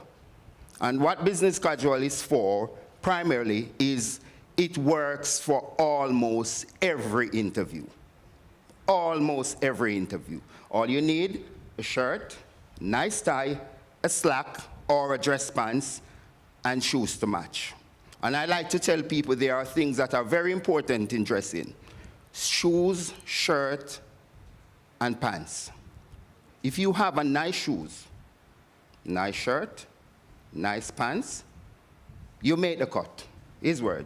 You make the cut. Right? A nice shoes, a shirt, and a pants. Even if you forget your belt, you can be excused because you have on a nice shirt, a nice shoes, and a nice pants. So that is all is required from a male perspective. From the female perspective, now you see how beautiful she looks? Very elegant.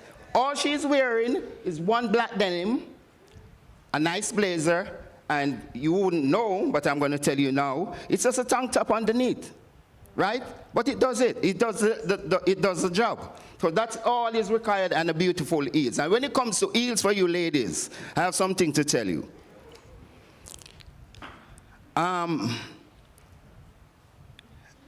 Dressing for success doesn't require you to be uncomfortable. Comfort is primary in dressing.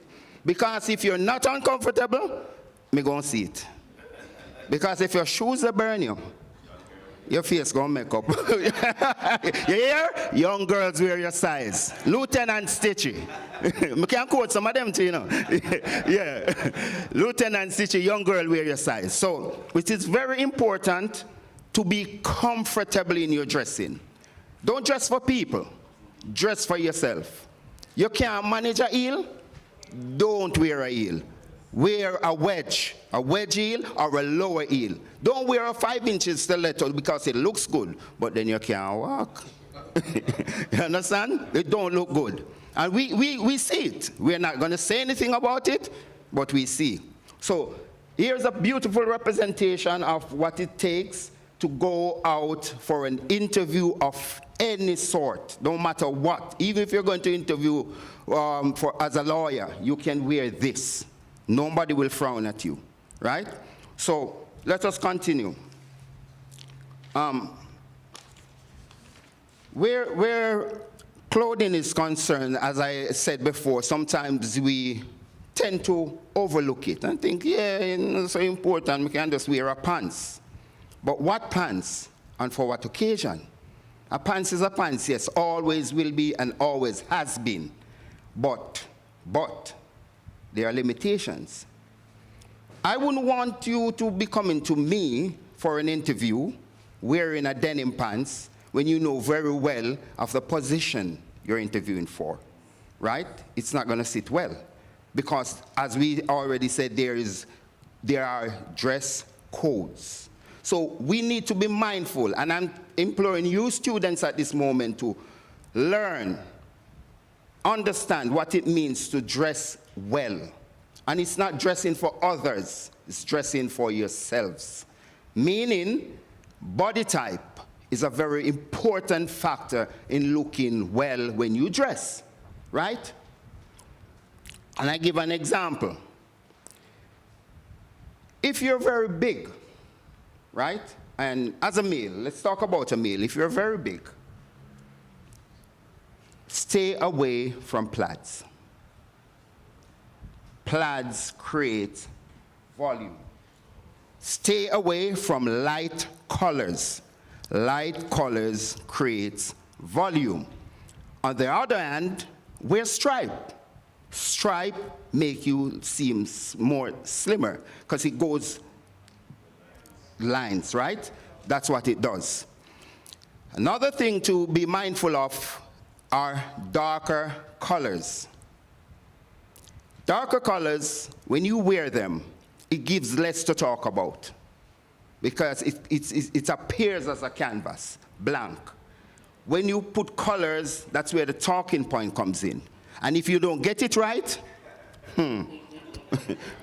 problem.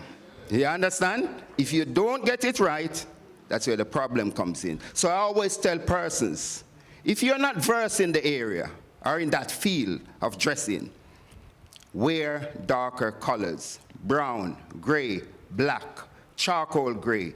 Those are safe colors, right? Always safe colors. And you can have one black pants and wear it 100 times. 100 times. And it makes no difference. Nobody notices it. Wear a plaid pants and then wear it again, you're in a problem. Or one pants you have. You understand? But the black pants, safe. Yes. So remember, darker colors, always acceptable, always does the trick. Ladies, you know this from watching movies, the little black dress, always does the trick. So I tell persons, in your wardrobe, always have a black, navy blue, gray, brown. It's a must. So if you don't have it, so as soon as you leave here, go get yourself something dark because the interviews are coming up. So get something dark and don't worry about it. You're always safe in dark colors, right? So be mindful of that. Another thing, as we said, grooming, very, very important. So don't only concentrate on the attire where the clothing is concerned. Hair is very important. And ladies, I know you like your, no fancy looking hair, but again, hair is also part and parcel of how you look. So if you're wearing the hair that is appropriate for the parties to the interview, you will be looked at in the wrong way, right? So remember that. Not every hairstyle is appropriate for every setting. You have dancehall hairstyle, you have party hairstyle, and then you have so-called business appropriate hairstyles. So we have to be mindful of that as well, all right? Next thing we need to look at is, as we said, grooming, how we look, how we smell, right? How our hair look, how our beard look. As men, we have to be careful. And realize I don't carry a beard because I can't be bothered. You know, because when it's out of place and it don't look good. So be mindful of that. If you can't shave yourself and you have an interview in the morning, best to go clean. Don't shave everything off. Because if you turn up with a bushy beard, then I'm going to cut it. So, you know, just remember that. So always remember, grooming is very, very important. And I don't know how much time I have left, but I think I've covered most of the areas. You see how beautiful these persons look. This is what is a true representation of dressing for success. It don't have to be over the top. It just has to be clean and appropriate. Clean and appropriate is the word right here. And you see Pastor is smiling, me know he want them suit there. You see him keep looking over there, because the man look sharp, give it to him. Yeah man, him look sharp. Yeah, him really look sharp. They all look good, you know? Yeah, so let's give them their due. In closing, there's a statement in German which says, "Für Schönheit muss man leiden." I say it again. "Für Schönheit muss man leiden." It's German. And in English, it means, for beauty, man must suffer.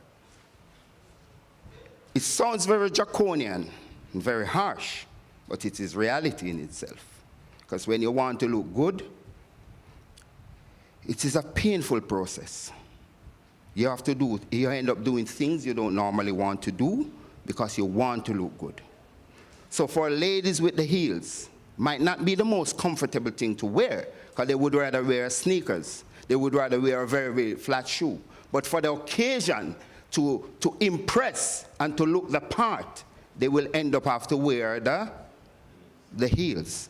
And the heels, I don't know, but the ladies can tell you, sometimes they're very, very, very uncomfortable, right?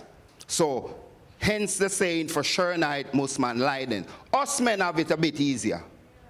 We not suffer a whole lot of pain, because unless we're going to wear something too tight and they take away our breath, but other than that, we kind of safe. So I really for the ladies still.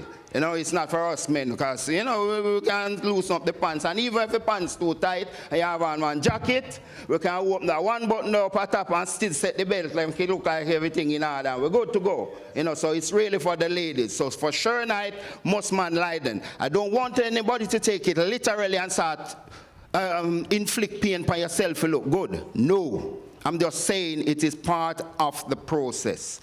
Sometimes you have to compromise in order to look the part. Because if you really want the job, and the job requires that you look your best and dress your best, what are you going to do? You have to suffer the 10 minutes. After the interview and you're reaching at the class, they take off this thing and blow down. And they'll say, yes, that was it. But that's how it works. So I say thank you for the invitation. I really enjoy it. Everybody look impressive. I'm wishing you all the best in your endeavors. I don't really know what you're going to have to do, but I wish you all the best in your endeavors. And I hope that I've inspired you in some way and you have learned something from what I've spoken about. Just don't take it from me. There are ways to learn how to dress, what to dress with, what best suits your body type and everything. Go look it up and take no chances with your appearance. Take no chances. It is very, very important. We are always judged from how we look. Them things I'm rich. I look like a millionaire, though.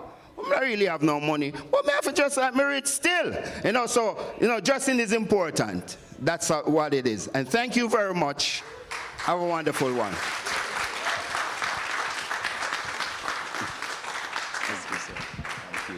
Thank you. Sir, please, before you sit, I would just want to make mention. What do we call this?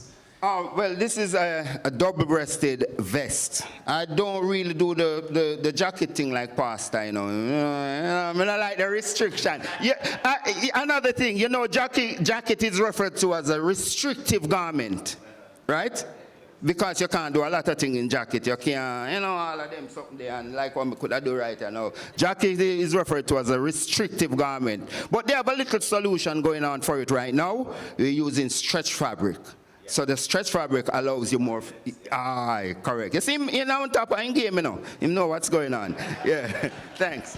Once more for Rob Anthony Designs by designer Robert McFarlane. I asked you to take notes, and I know you paid attention. I just wanted to find out from my viewing audience here and my audience in transit or live online, would you like to see our models in the attire closer to you? We'd have them just peruse the aisle in a... Good with that? All right, let's do that. Excuse me, TV land. I'm going to break the fourth wall just a moment.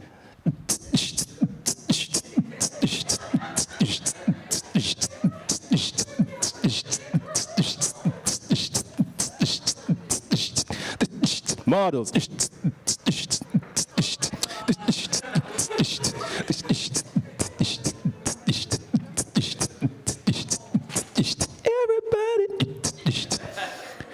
Thank you.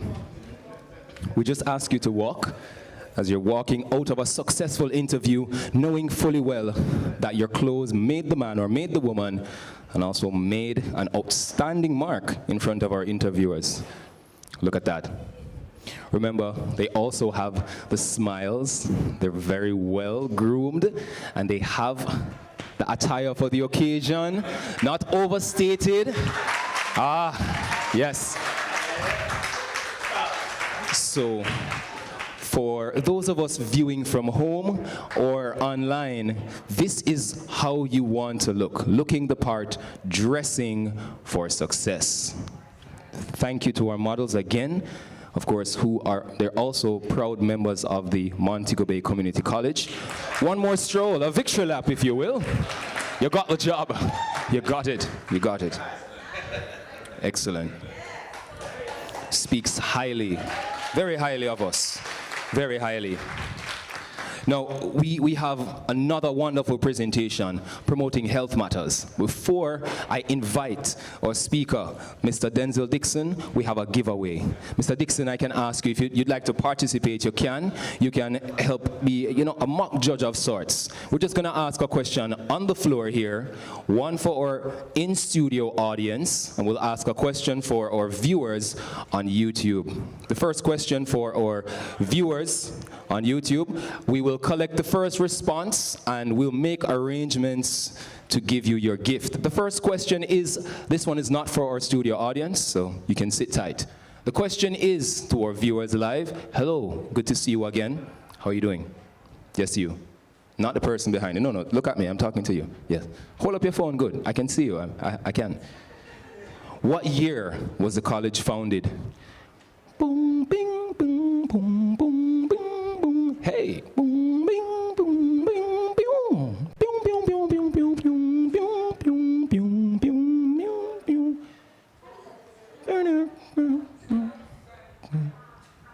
All right, now for Double Jeopardy. Do we have an answer? Do we have any post, a response? None yet. We'll keep that question going, but for our in-studio audience, your question is based on what we just did. Name the Shakespearean play from which Polonius said, clothes maketh the man. Raise your hand. Thank you. I saw two hands. Judge Dixon, can you validate one for me, please? Okay, her hand was seen first. Yes, as a moderator, I will ask you to approach the podium and give us your answer, please, or as close as you are socially allowed to. Let's do this. Let's go. Hamlet. That is in fact correct. A round of applause for her, please. I'd like to have your name and your faculty as well, so I can make a quick shout out to those in La La Land. Yes. Janelle Pigot, and she is from the faculty.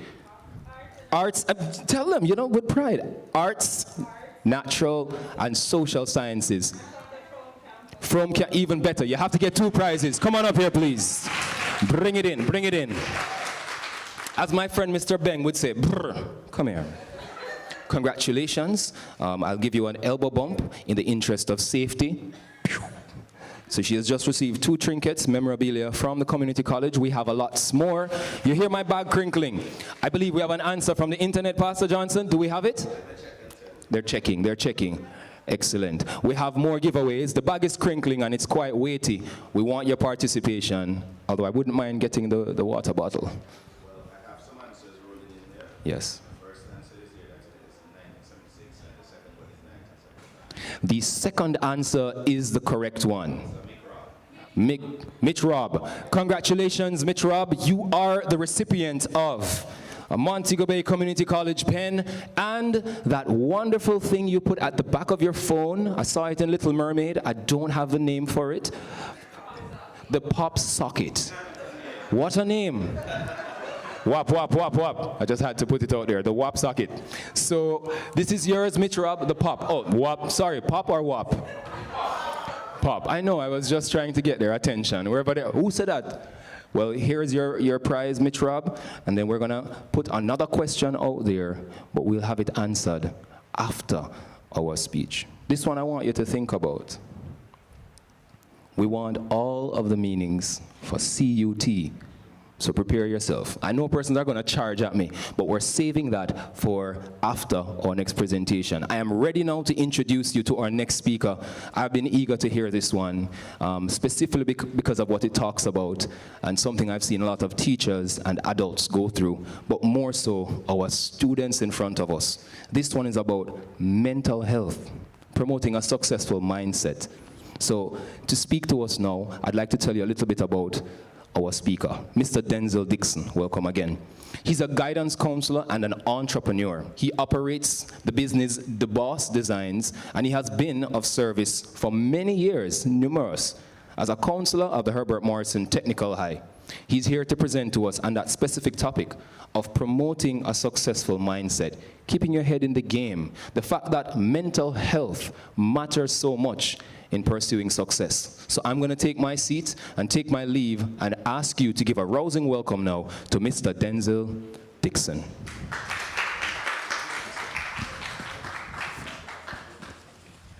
Yes, sir. Yeah, well, thank you.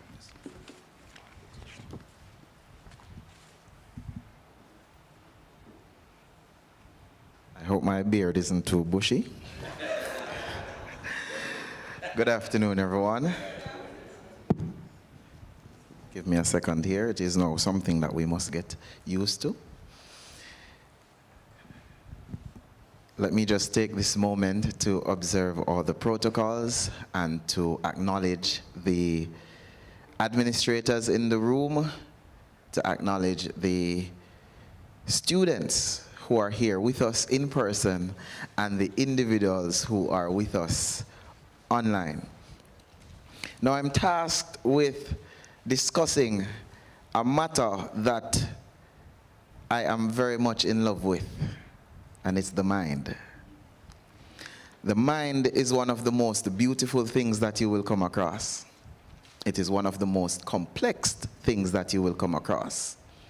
And if you think about it, using your mind, you will realize that it is one of the most helpful things that you have in your arsenal, which means that we must protect it. We must preserve it, because that is what we need to use to make the cut so that we can get to that place of continued success. Because I was told earlier, or I learned earlier, that it is not just one success, it is item after item. Now, a popular body of thought coming from way back in the day believes that a healthy mind can only be housed in a healthy body. Now, I will say that with knowledge, with the improvement of information, we would have realized that that may not be as truthful. However, we still cannot take that for granted. Now, whenever I'm asked to speak about mental health, I always like to zoom out a little bit. So you know when you're using Google Earth and you're trying to find a location, you zoom in? Yes. We're zooming back out so that we can triangulate where we need to be. And I want to zoom back out to overall health and wellness, which means that you must keep your mind healthy and also the body.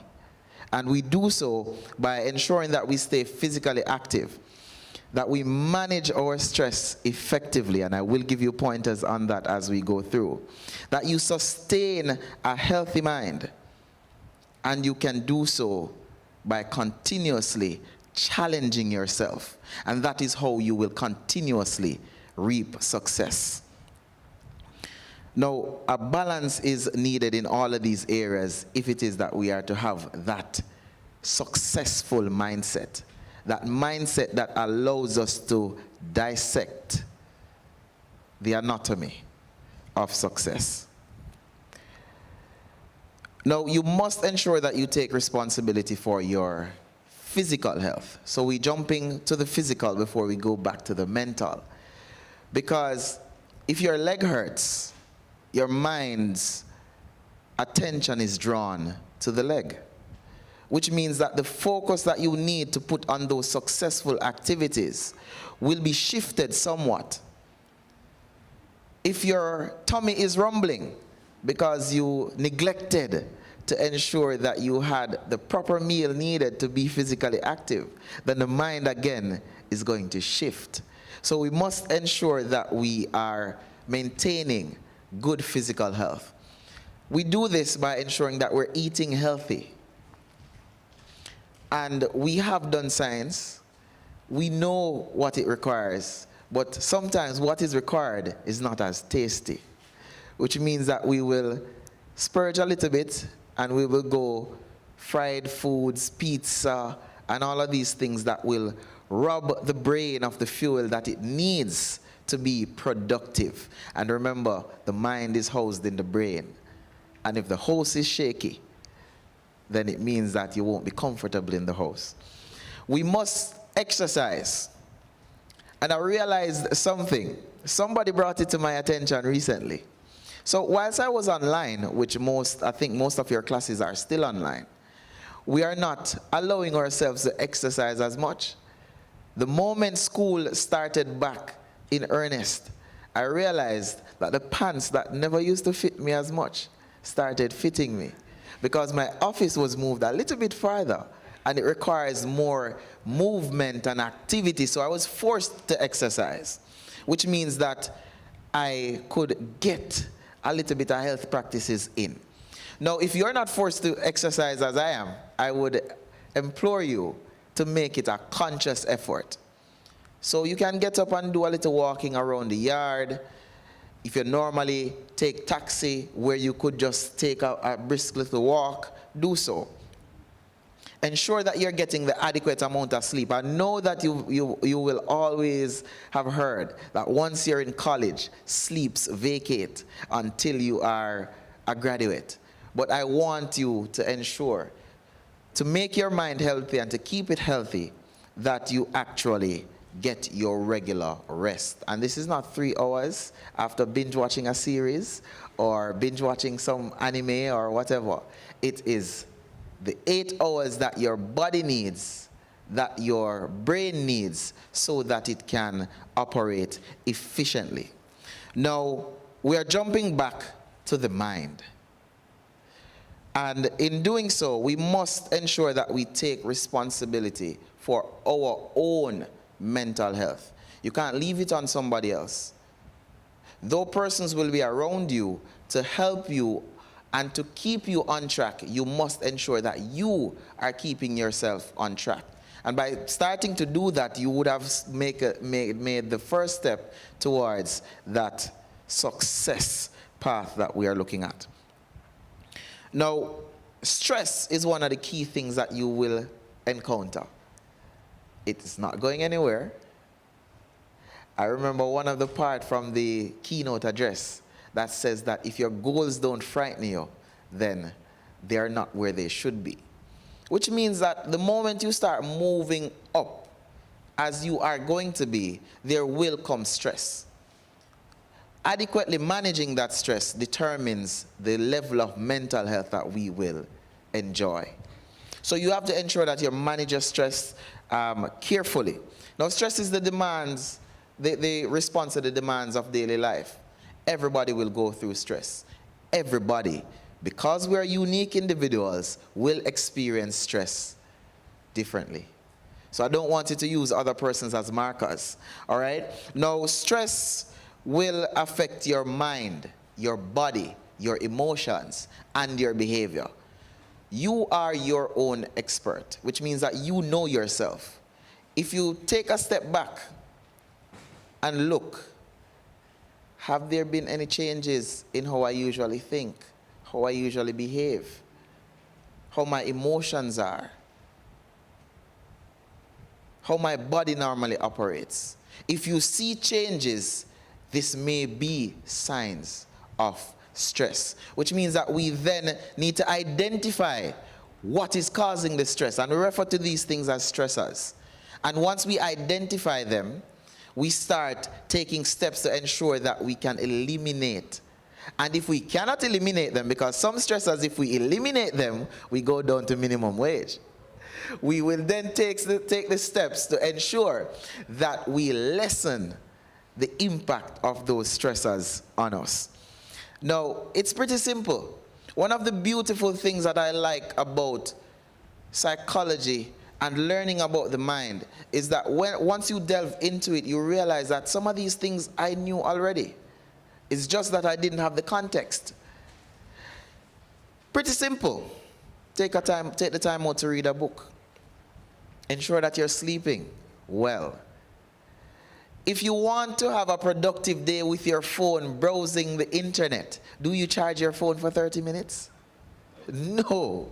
The persons who are out there watching, if they charge their phones or their laptops or for 30 minutes, they would not have the ability to stay on. Which means that to be successful, to ensure that your brain has the ability to power through all that it needs to, you must ensure that you give it the proper charge that it needs. We mentioned exercise a while ago. I want you to start planning ahead.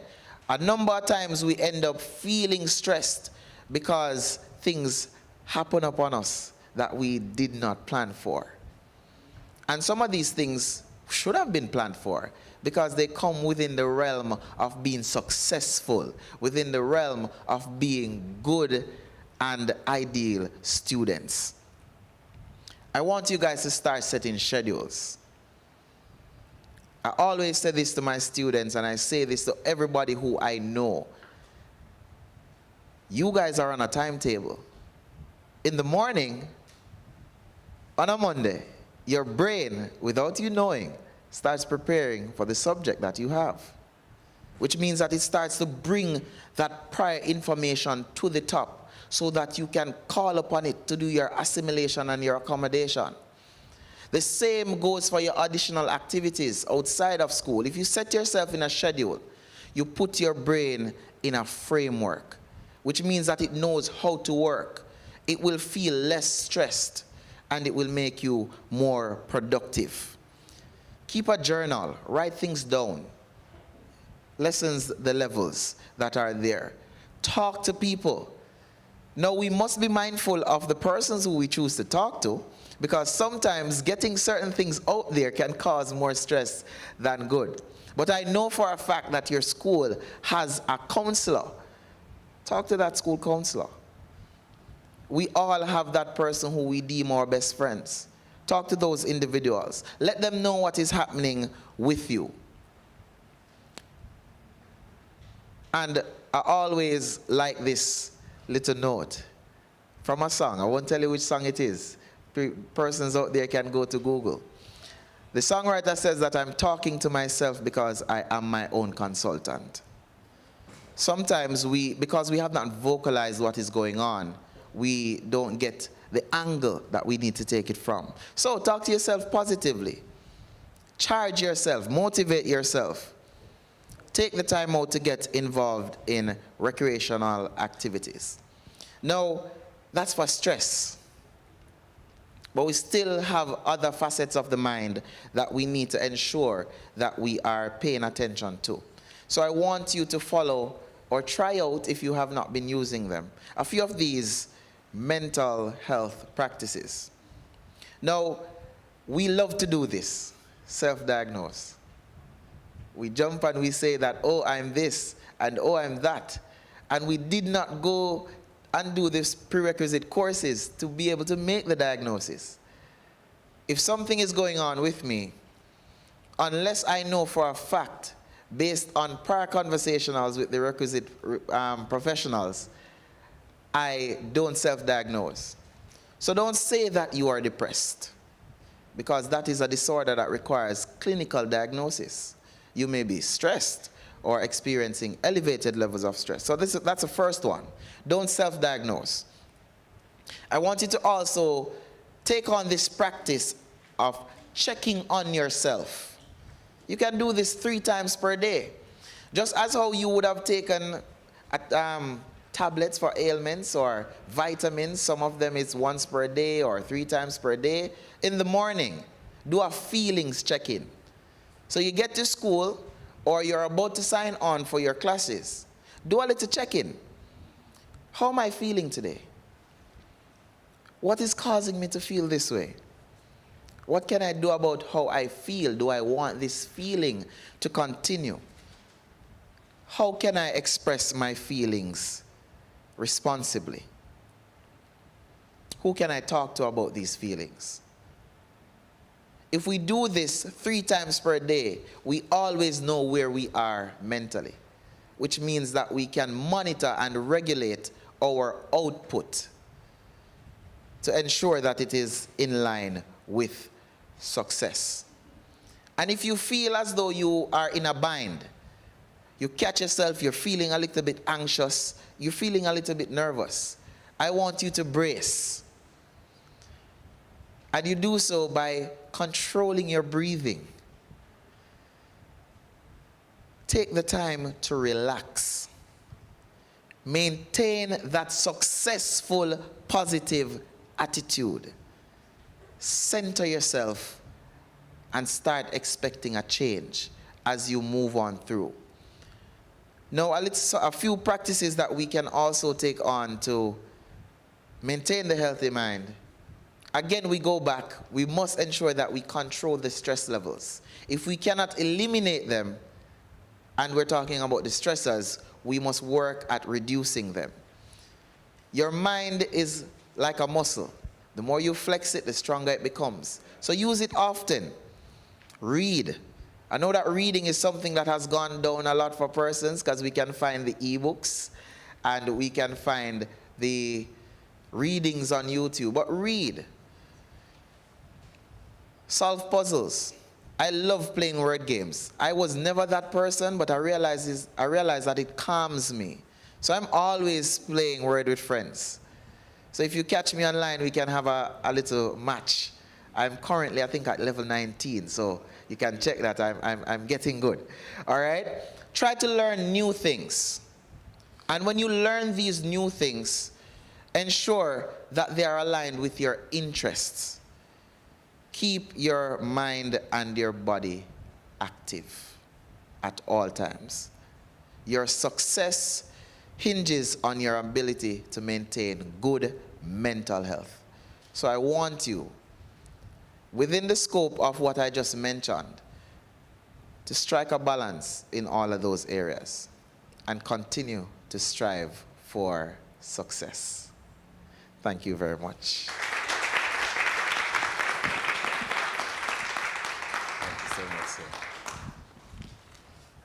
Thank you so much. Let's just have it once more for Mr. Denzel Dixon. It's not very often that someone will speak to an entire group and maybe speak to an online audience and you feel like they're speaking directly to you. But we found that all of our speakers today have done that. I just want to stop here and say it's been remarkable, to say the least. And I'm not leading the vote of thanks, but just like you, I'm really appreciative to all our speakers, including our deans and our principal, for putting this in place. I know there are a lot of persons who would have wanted to be here physically. I'm really hoping they have the opportunity to join us online or watch even the replayed version. Just wanted to remind you of one thing that was said that really resonated with me. Set schedules for those who are the students listening. It's very important. It's almost the deciding factor these days, because you may have all these other skills within, but because there's no organization in your game, the time that you have nowadays is actually shorter. And I keep reminding the students in TV land and here that the ministry didn't really take years or months out of the year, but there were restrictions that led to a loss of contact hours. So while you think maybe years gone by, I would have the time, I want to say to you, you don't. Subtract a week from whatever you gave yourself and plan with that. All right? And I just say this quickly. There's a test with frogs that scientists have done trying to boil a frog. How do you boil a frog? Let me explain. Well, if the water is already boiling and you throw that frog in, everyone in this room knows what's going to happen. That creature is going to do what? Jump right out, because it cannot stand the heat and it's detrimental to its life, a given. However, scientists found that if you put them in lukewarm water or near cold and just gradually increase the temperature, they will continue to swim around unaware, unbothered, unprepared for the finals.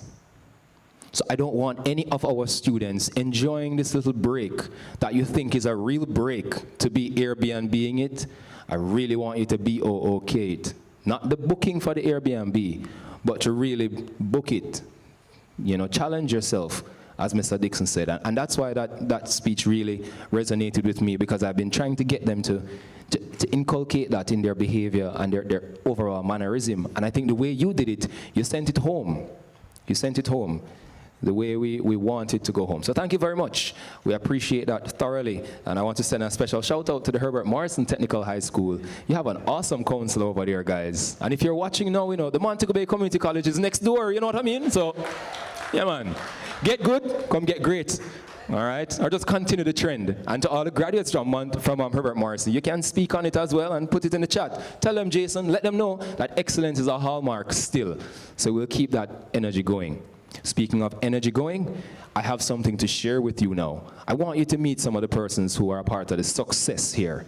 We've talked about the anatomy, the steps towards it. We've recognized some persons, but now we have a little video presentation called the Faculty of Arts, Natural and Social Sciences Success Farm. Now, this contains student testimonials speaking on the experience and the relationship they've had to education by virtue of being here. We're going to be hearing from past students, students presently here, and of course, we hope to hear from the future. So I will, of course, expect for my technical team now to hand over something beautiful for us to watch and enjoy for your viewing pleasure.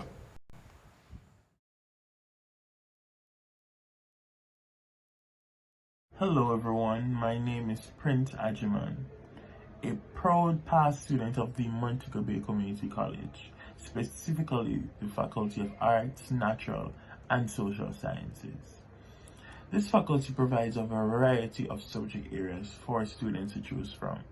The best of the best in lecturers and a wide variety of student resources.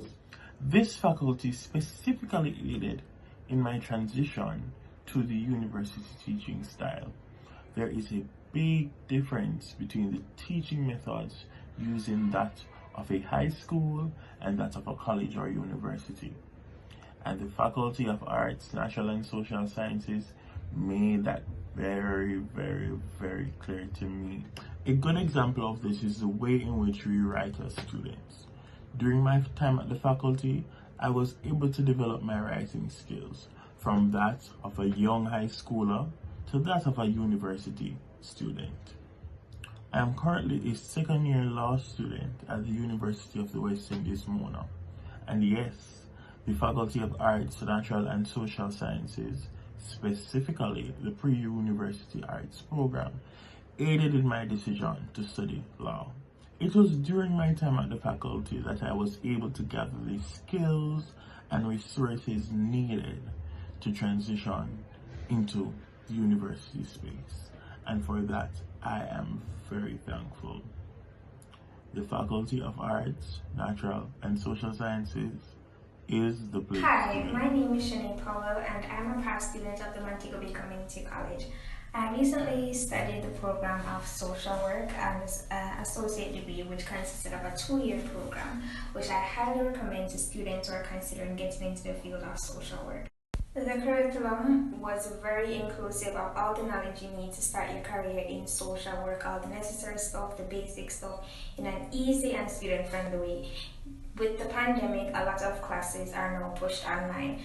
There wasn't much of a challenge transitioning from face-to-face classes because the material was in, bite-sized pieces, and it was easy for students to get accustomed to learning online.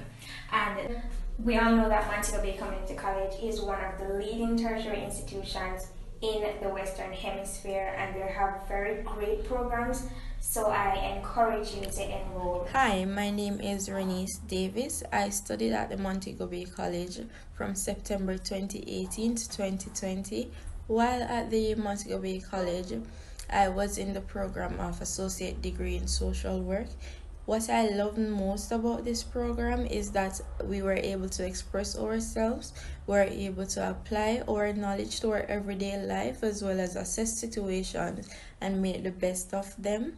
It was a really good program. I really enjoyed it. And currently, I'm studying the bachelor's degree in social work at the University of the West Indies. I would highly recommend the social work program at Montego Bay College. It was a really good program, and it was very, very fun to study there, honestly. Hi guys, my name is Ashley Ann Collins, and I'm a current student in the Faculty of Arts, Natural and Social Science. This faculty has helped me academically, as it has changed my view on societal problems, and with the versatility of my subjects giving me different views, interpretation and insights of the world. It has helped me socially, as I was placed in an environment where I have to socialize with different persons with different opinions, different backgrounds and beliefs. Financially, there are grants and scholarships made available to all students in the faculty. Psychologically, there are courses such as personal development and academic advisement, which has helped to build my self-esteem and confidence as an individual. Overall, this faculty has given me a better grasp on my future and molding me. You have seen the past, you have seen the present, and guess what? You are the future.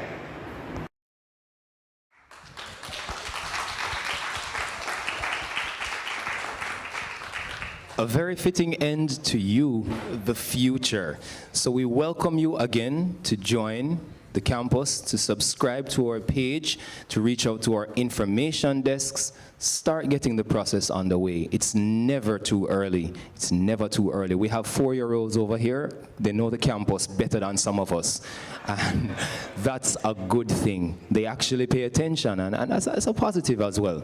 So we are waiting for you, our future exemplars, because we have a wonderful and an esteemed batch of exemplary performers with us now. And it is that time. I just want to let you know there are only 3 items remaining for us. That would be the presentation of awards, special tokens, and of course we have to have that vote of ceremonious thanks. So I wanted to honor my promise of giving away the gifts, the little tokens, to the person who would first identify themselves as willing to tell us exactly what it means to CUT. Go ahead. Okay, the first hand was Miss Ashley Ann Collins. Commitment to purpose. Unrelenting passion. Tenacity to pursue amidst challenges. We know. She got it. Sir, would you like to present the gift to the correct respondent?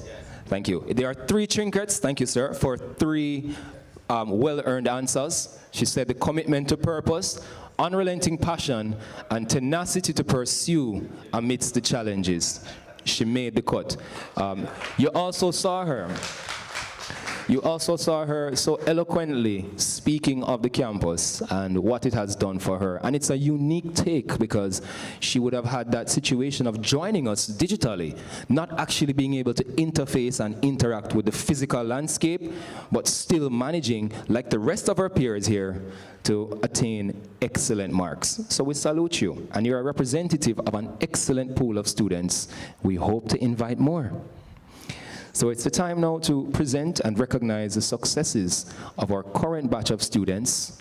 To welcome and celebrate them, I'd like to invite two heartbeats, 2 aortas. You only have 1 main vein, but we are lucky to have some strong pulsating veins that they course and they throb and they influence us and they keep us strong. And they don't seem to be bothered by the passage of time. No, sir. So let's welcome 2 students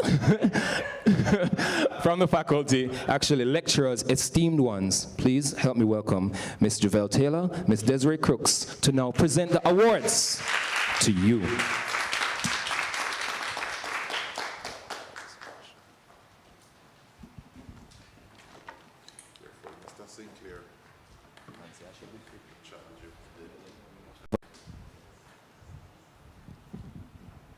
Good afternoon, everyone. Success is where preparation meets opportunity. Sports teaches you character. It teaches you to play by the rules. It teaches you to know what it feels like to win and to lose. It teaches you about life. When the tournament began, many of you thought it would be a 100-meter dash, but others recognized the need for patience, endurance, practice, which are the key components of what seemed to be a 3,000-meter steeplechase to the finish line. The heats of the unit tests and coursework pieces came, and this destroyed many, as it demonstrated who needed to practice more, as well as those who may require new trainers.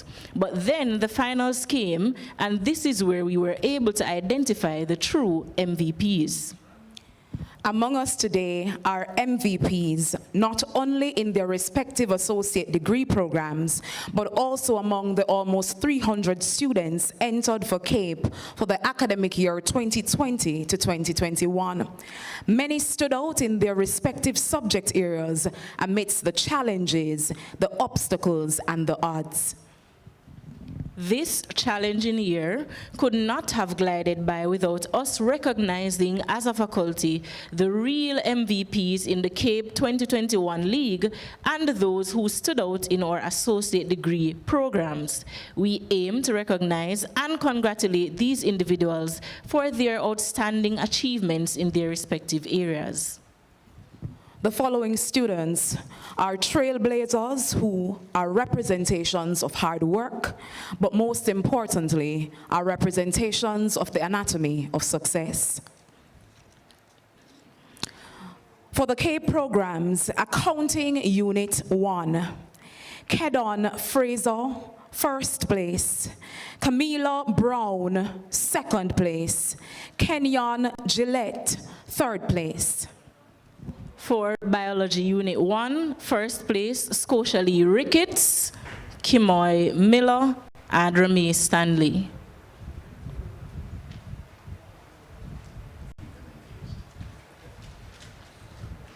So while we wait, just give it up for the awardees, the ones that we have called so far.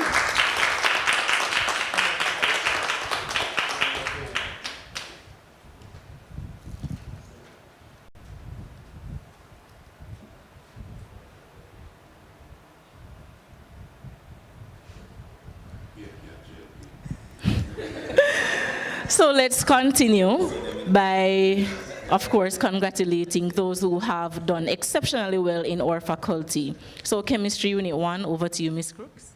Scotia Lee Ricketts, first place. Second place, Kimoy Miller. Third place, Ramee Stanley. Yes, you can applaud.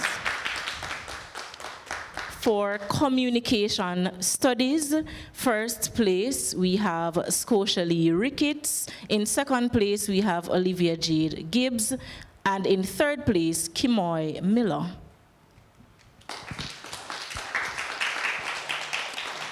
For Economics Unit 1, in first place, Michaela McBean. Second place, Renika Tingling. And third place, Kedon Fraser.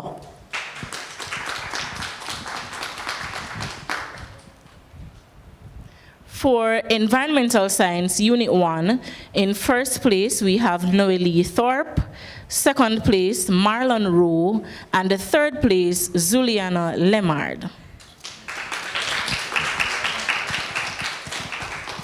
For History Unit 1, first place, Jason Clark. Second place, Ashley-Ann Collins. And third place, Chrysalie Ainsworth.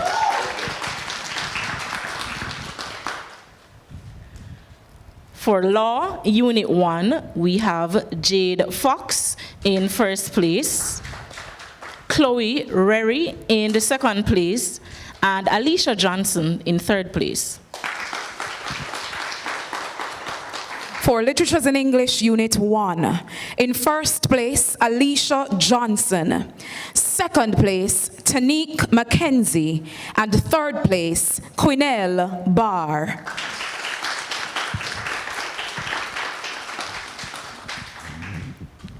For Management of Business Unit 1, first place we have Kedon Fraser. In second place we have Camilla Brown. And in third place we have Tanika Clark.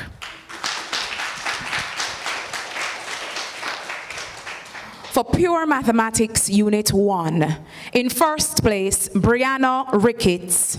Second place, Jordan Taylor. And third place, Reese Malcolm.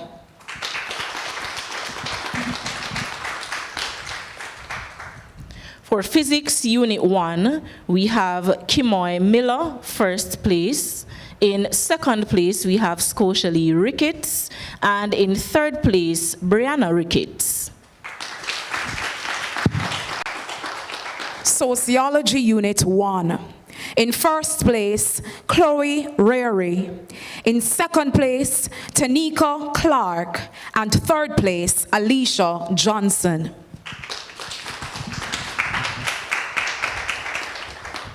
For Entrepreneurship Unit 1, first place, Michaela McBean.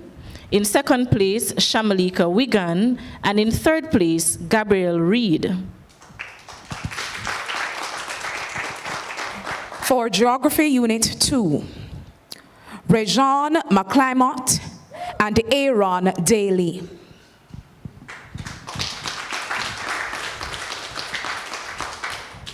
For the associate degree in criminal justice, in first place we have Thiana Reed. In second place, Sabrina McGarvey. And in third place, Alia Reed. For the associate degree in psychology, in first place, Shaniqua Bernard. In second place, Cassania Davidson. And third place, Alyssa Anderson.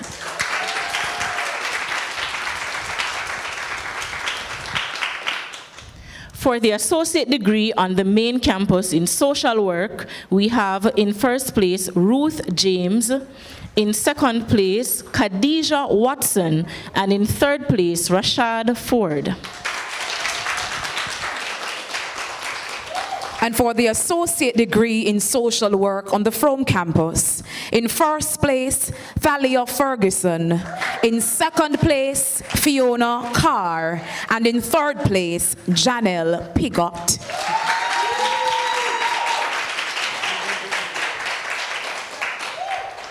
At this time, it is our pleasure to announce to you the top students by GPA. We invite at this time our principal, Mr. Darian Henry, to take position to present these tokens to our students. For pre-university arts, the top student is Ashley Collins.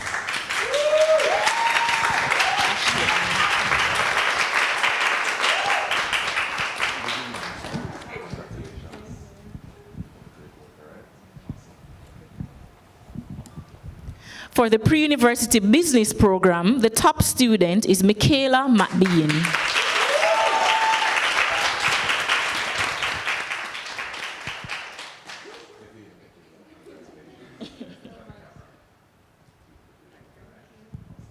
For pre-university sciences, Scotia Lee Ricketts.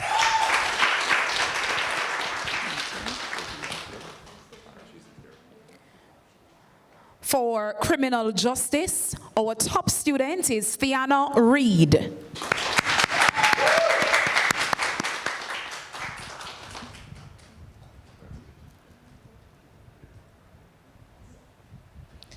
For the psychology program, Shaniqua Bernard.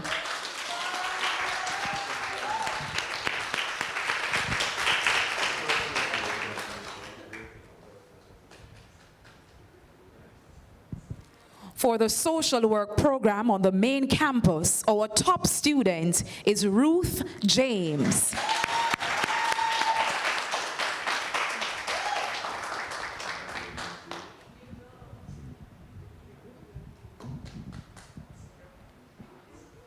And finally, our top student in social work from the Frome campus, Thalia Ferguson.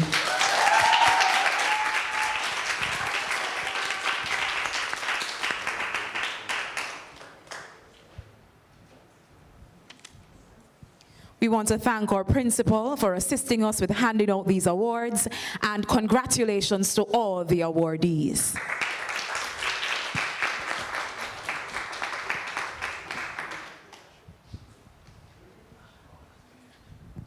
A big thanks to Miss Taylor and Miss Crooks.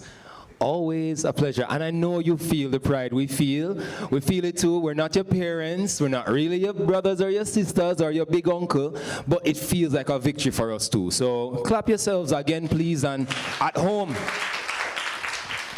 celebrate them. Celebrate them. I remember always hearing, sometimes you do well, them say, no, make it go to your head. Let it go to your head. Let it go. Let it go. Where should it go? Shouldn't it build me? Haven't we learned to check and challenge ourselves and to have an outward appearance and to make the cut? Well, you made it. Take your credit. Dance in the light. Wonderful. At this time, there are some additional tokens to be presented. Of course, we show gratitude in all aspects, the heart, the head, and the hands. And of course, the high fives. It's an old thing, but you know, we still do. So to come up now and help us with the presentation, or other dean that you didn't meet, but I'd love you to meet, Mrs. Nicola Beckford Cameron, or Dean of Natural Sciences in the department. Are you ready, miss? Can I stay? That's how much I miss her. Please welcome Dean Nicola Beckford Cameron. Thank you so much, Mr. Sinclair. I am so elated this afternoon to be a part of such an auspicious program. As we express our gratitude, we must never forget that the highest appreciation is not just to utter the words, but to live by them. We got many words to live by this today, and so I hope that you embrace them and that you use them as you move forward when you leave Montego Bay Community College. My task this afternoon is just to give small tokens of our appreciation to a few individuals here. By the way, all of you, both online and inline, deserve awards and tokens. But you know, the pocket not so strong after COVID, so. But also I must mention how I would not have been able to get all of you in my biology class, right, Mr. Sinclair? But I watched you warm up to the success, to the science of success, as we investigated the anatomy of success. Ladies and gentlemen, it is my esteemed pleasure to invite our keynote address person, or keynote speaker, in the person of Mr. or Pastor Jermaine Johnson, and my favorite, Pastor JJ, to join me here at the lectern.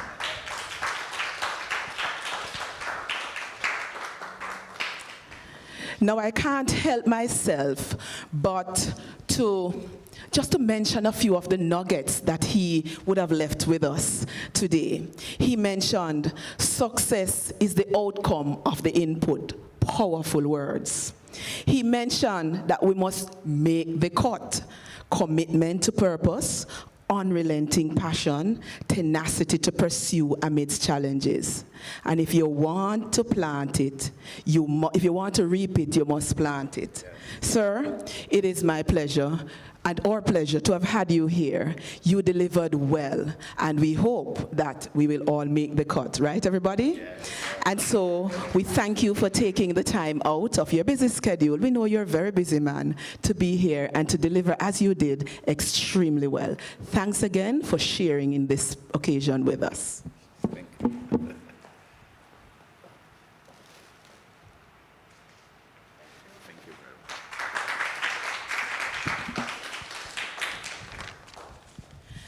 I now move to no less of an importance, as really, really important other presenters that we had here today. And I invite none other than the man himself, Mr. Robert McFarlane, to join me at the lectern. the man associated with Rob Anthony Designs. Yes, we all want to look good, not true? And we all want to dress for success. And one of the things that he left with me, he mentioned a quote from Shakespeare's Hamlet, which says, dress well because apparel oft proclaims the man. And that will always remain with me. He says, look the part. All if you don't have the money, look the part. Dress codes matter. Comfort is primary. So ladies, yes, stilettos look nice, but make sure you can wear them well. Here is a part of it. And beauty is painful, yes, but take no chances with the way you look. Mr. Robert McFarlane, it was indeed our pleasure to have had you. You made us realize how important it is for us to look good and act the part. So thank you so much again for taking time out of your schedule to be with us in the Faculty of Arts, Natural, and Social Science. We thank you, sir.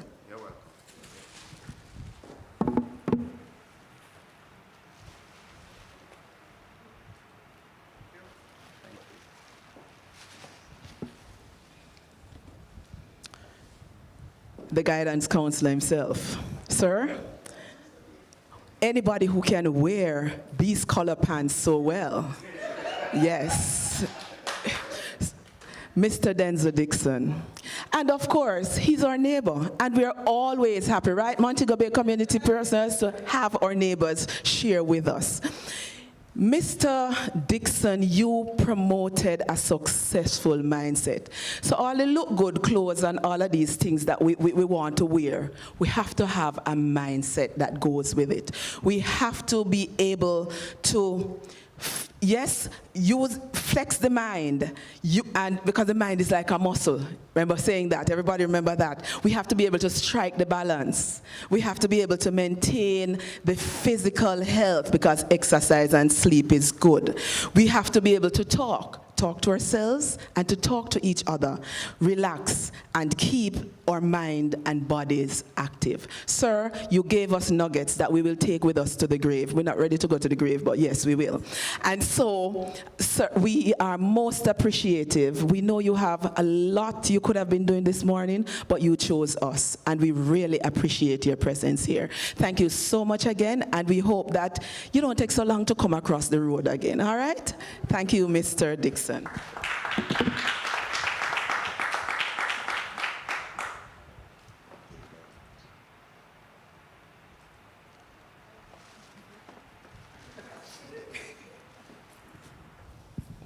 He doesn't know this, but I'm going to invite him to his own lectern. Mr. Lyd Sinclair, please join me at your lectern. This man, ladies and gentlemen, is no ordinary person. I could sit for hours and listen to him.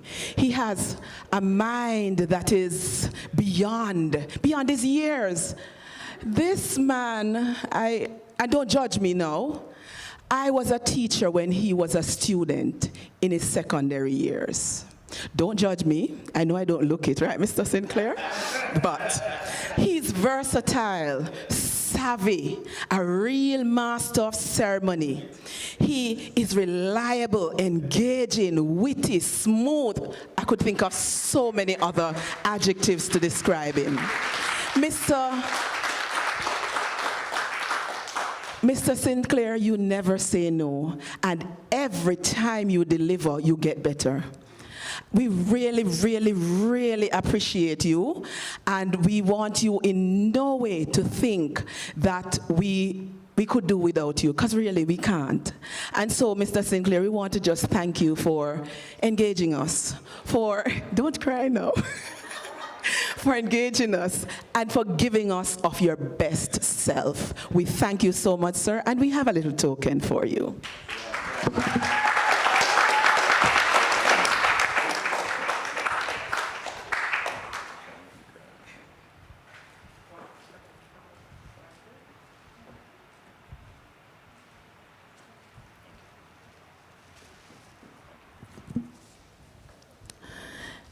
And these young people don't know either that we are going to appreciate them.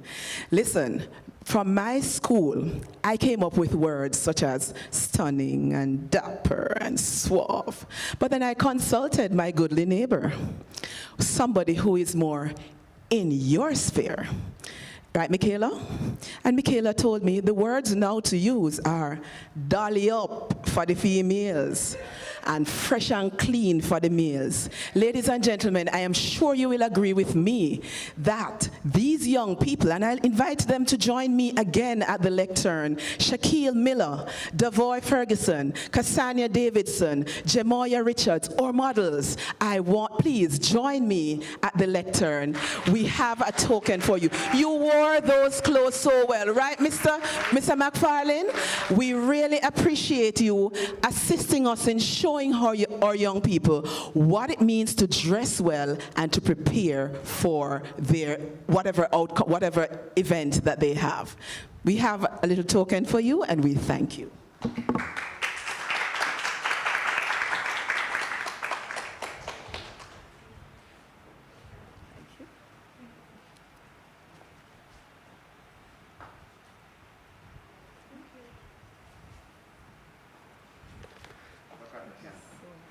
And this is our singer. Thank you. Twofold. And the man in the dapper suit.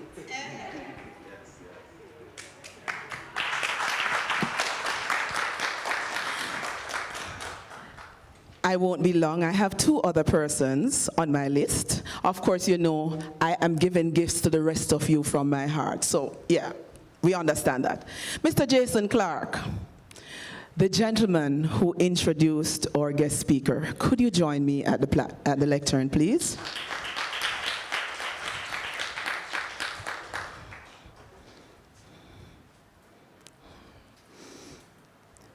He's demasking.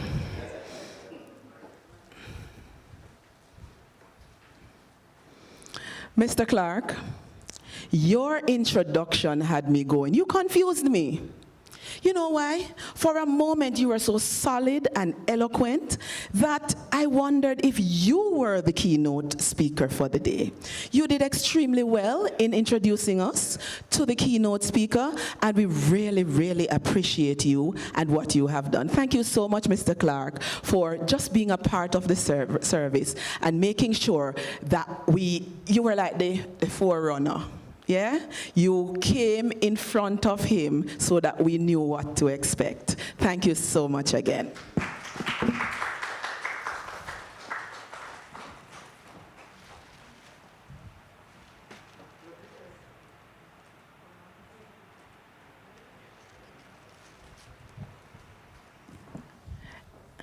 And finally, but by no means least, in fact, this is the person I rather respect more than anything. This person had to stay attentive for the entire proceedings. Miss Khadijah Watson, please join me here.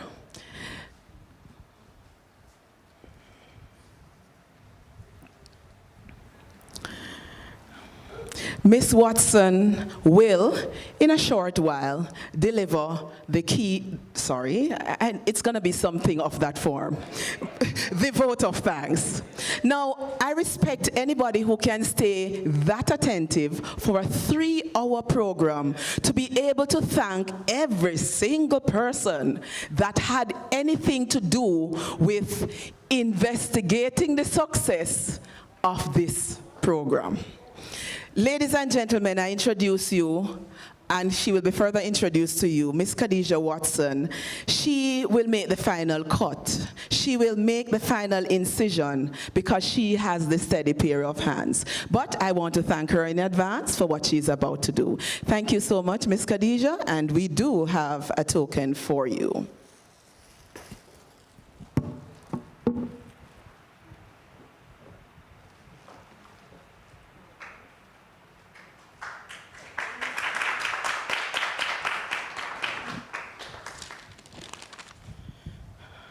Ladies and gentlemen, viewers, persons in the audience, in the physical audience, we are indeed grateful for you, for the time you have spent with us. The rest of you will be thanked by Miss Watson in a little while. But before I go, let me just remind you of a little quote from Wilma Rudolph, which says, "Never underestimate the power of dreams and the influence of the human spirit. We are all the same in notion. The potential for greatness lives within us. Dissect the dream, investigate the anatomy, diagnose the problem, and reap the success." I thank you.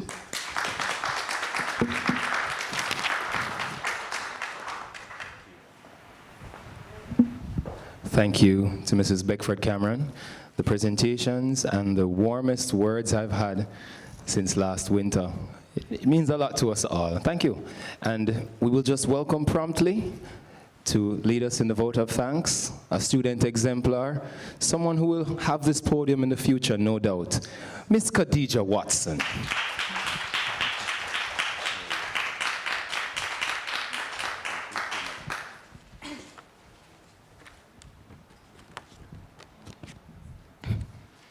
Master of Ceremony, Mr. Liz Sinclair, Principal, Mr. Darian Henry, Dean of the Faculty of Arts, Natural and Social Sciences, Mrs. Rochelle Porter Linton, Associate Dean, Mrs. Nicola Beckford Cameron, Keynote Speaker, Pastor Jermaine Johnson, specially invited guests, lecturers, technical and media support personnel, parents, awardees, students, physical and virtual audience, good afternoon.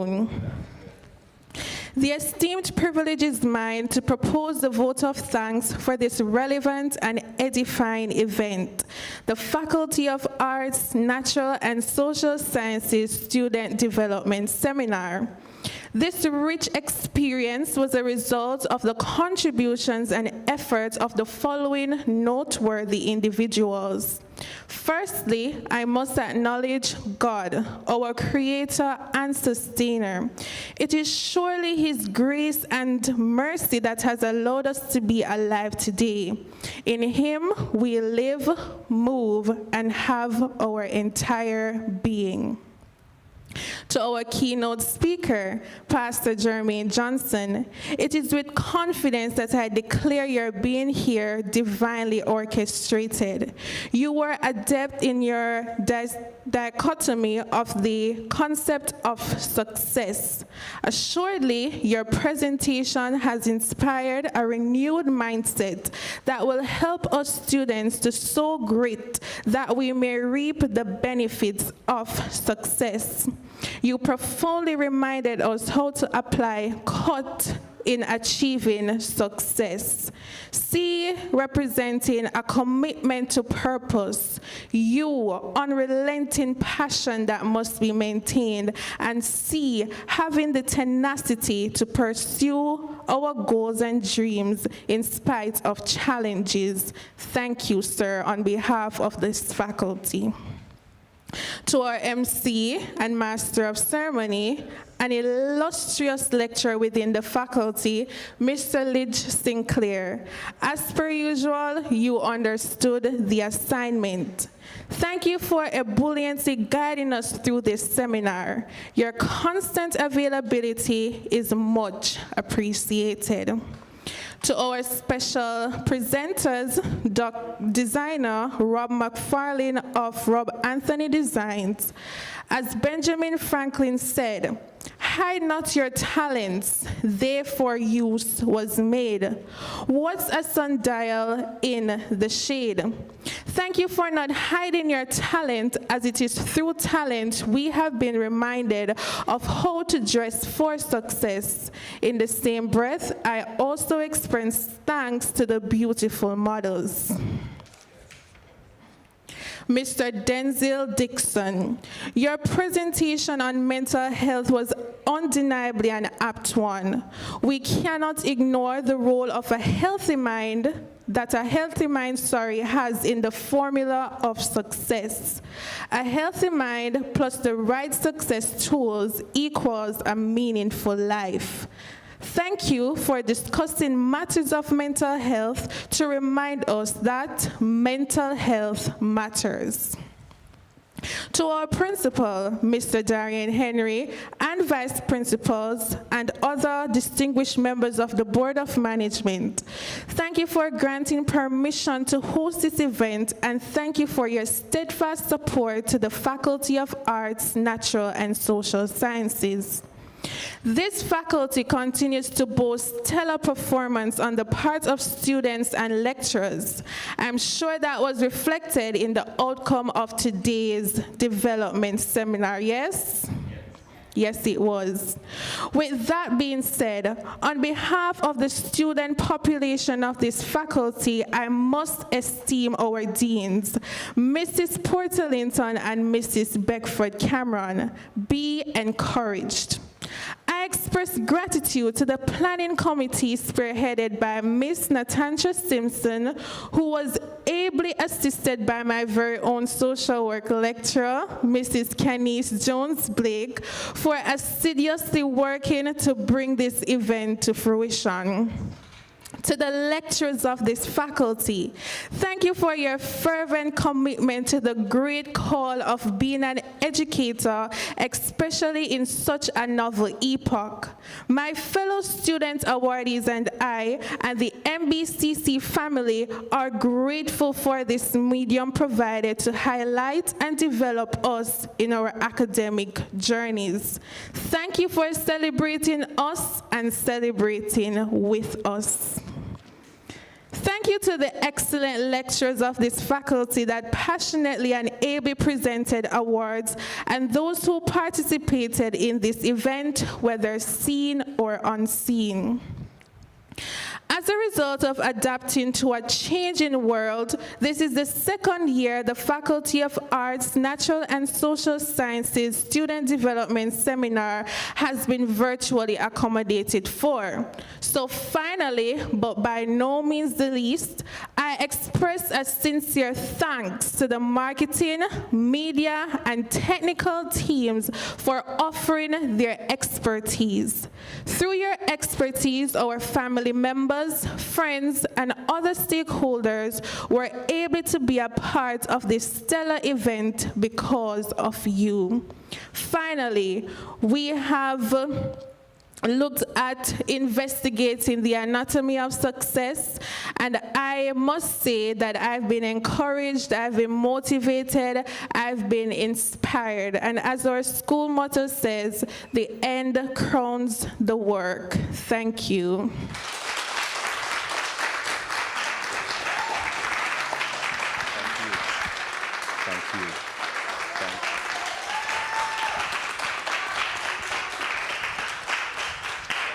This one was a winner. This one can be remixed. We won't even call it a sequel.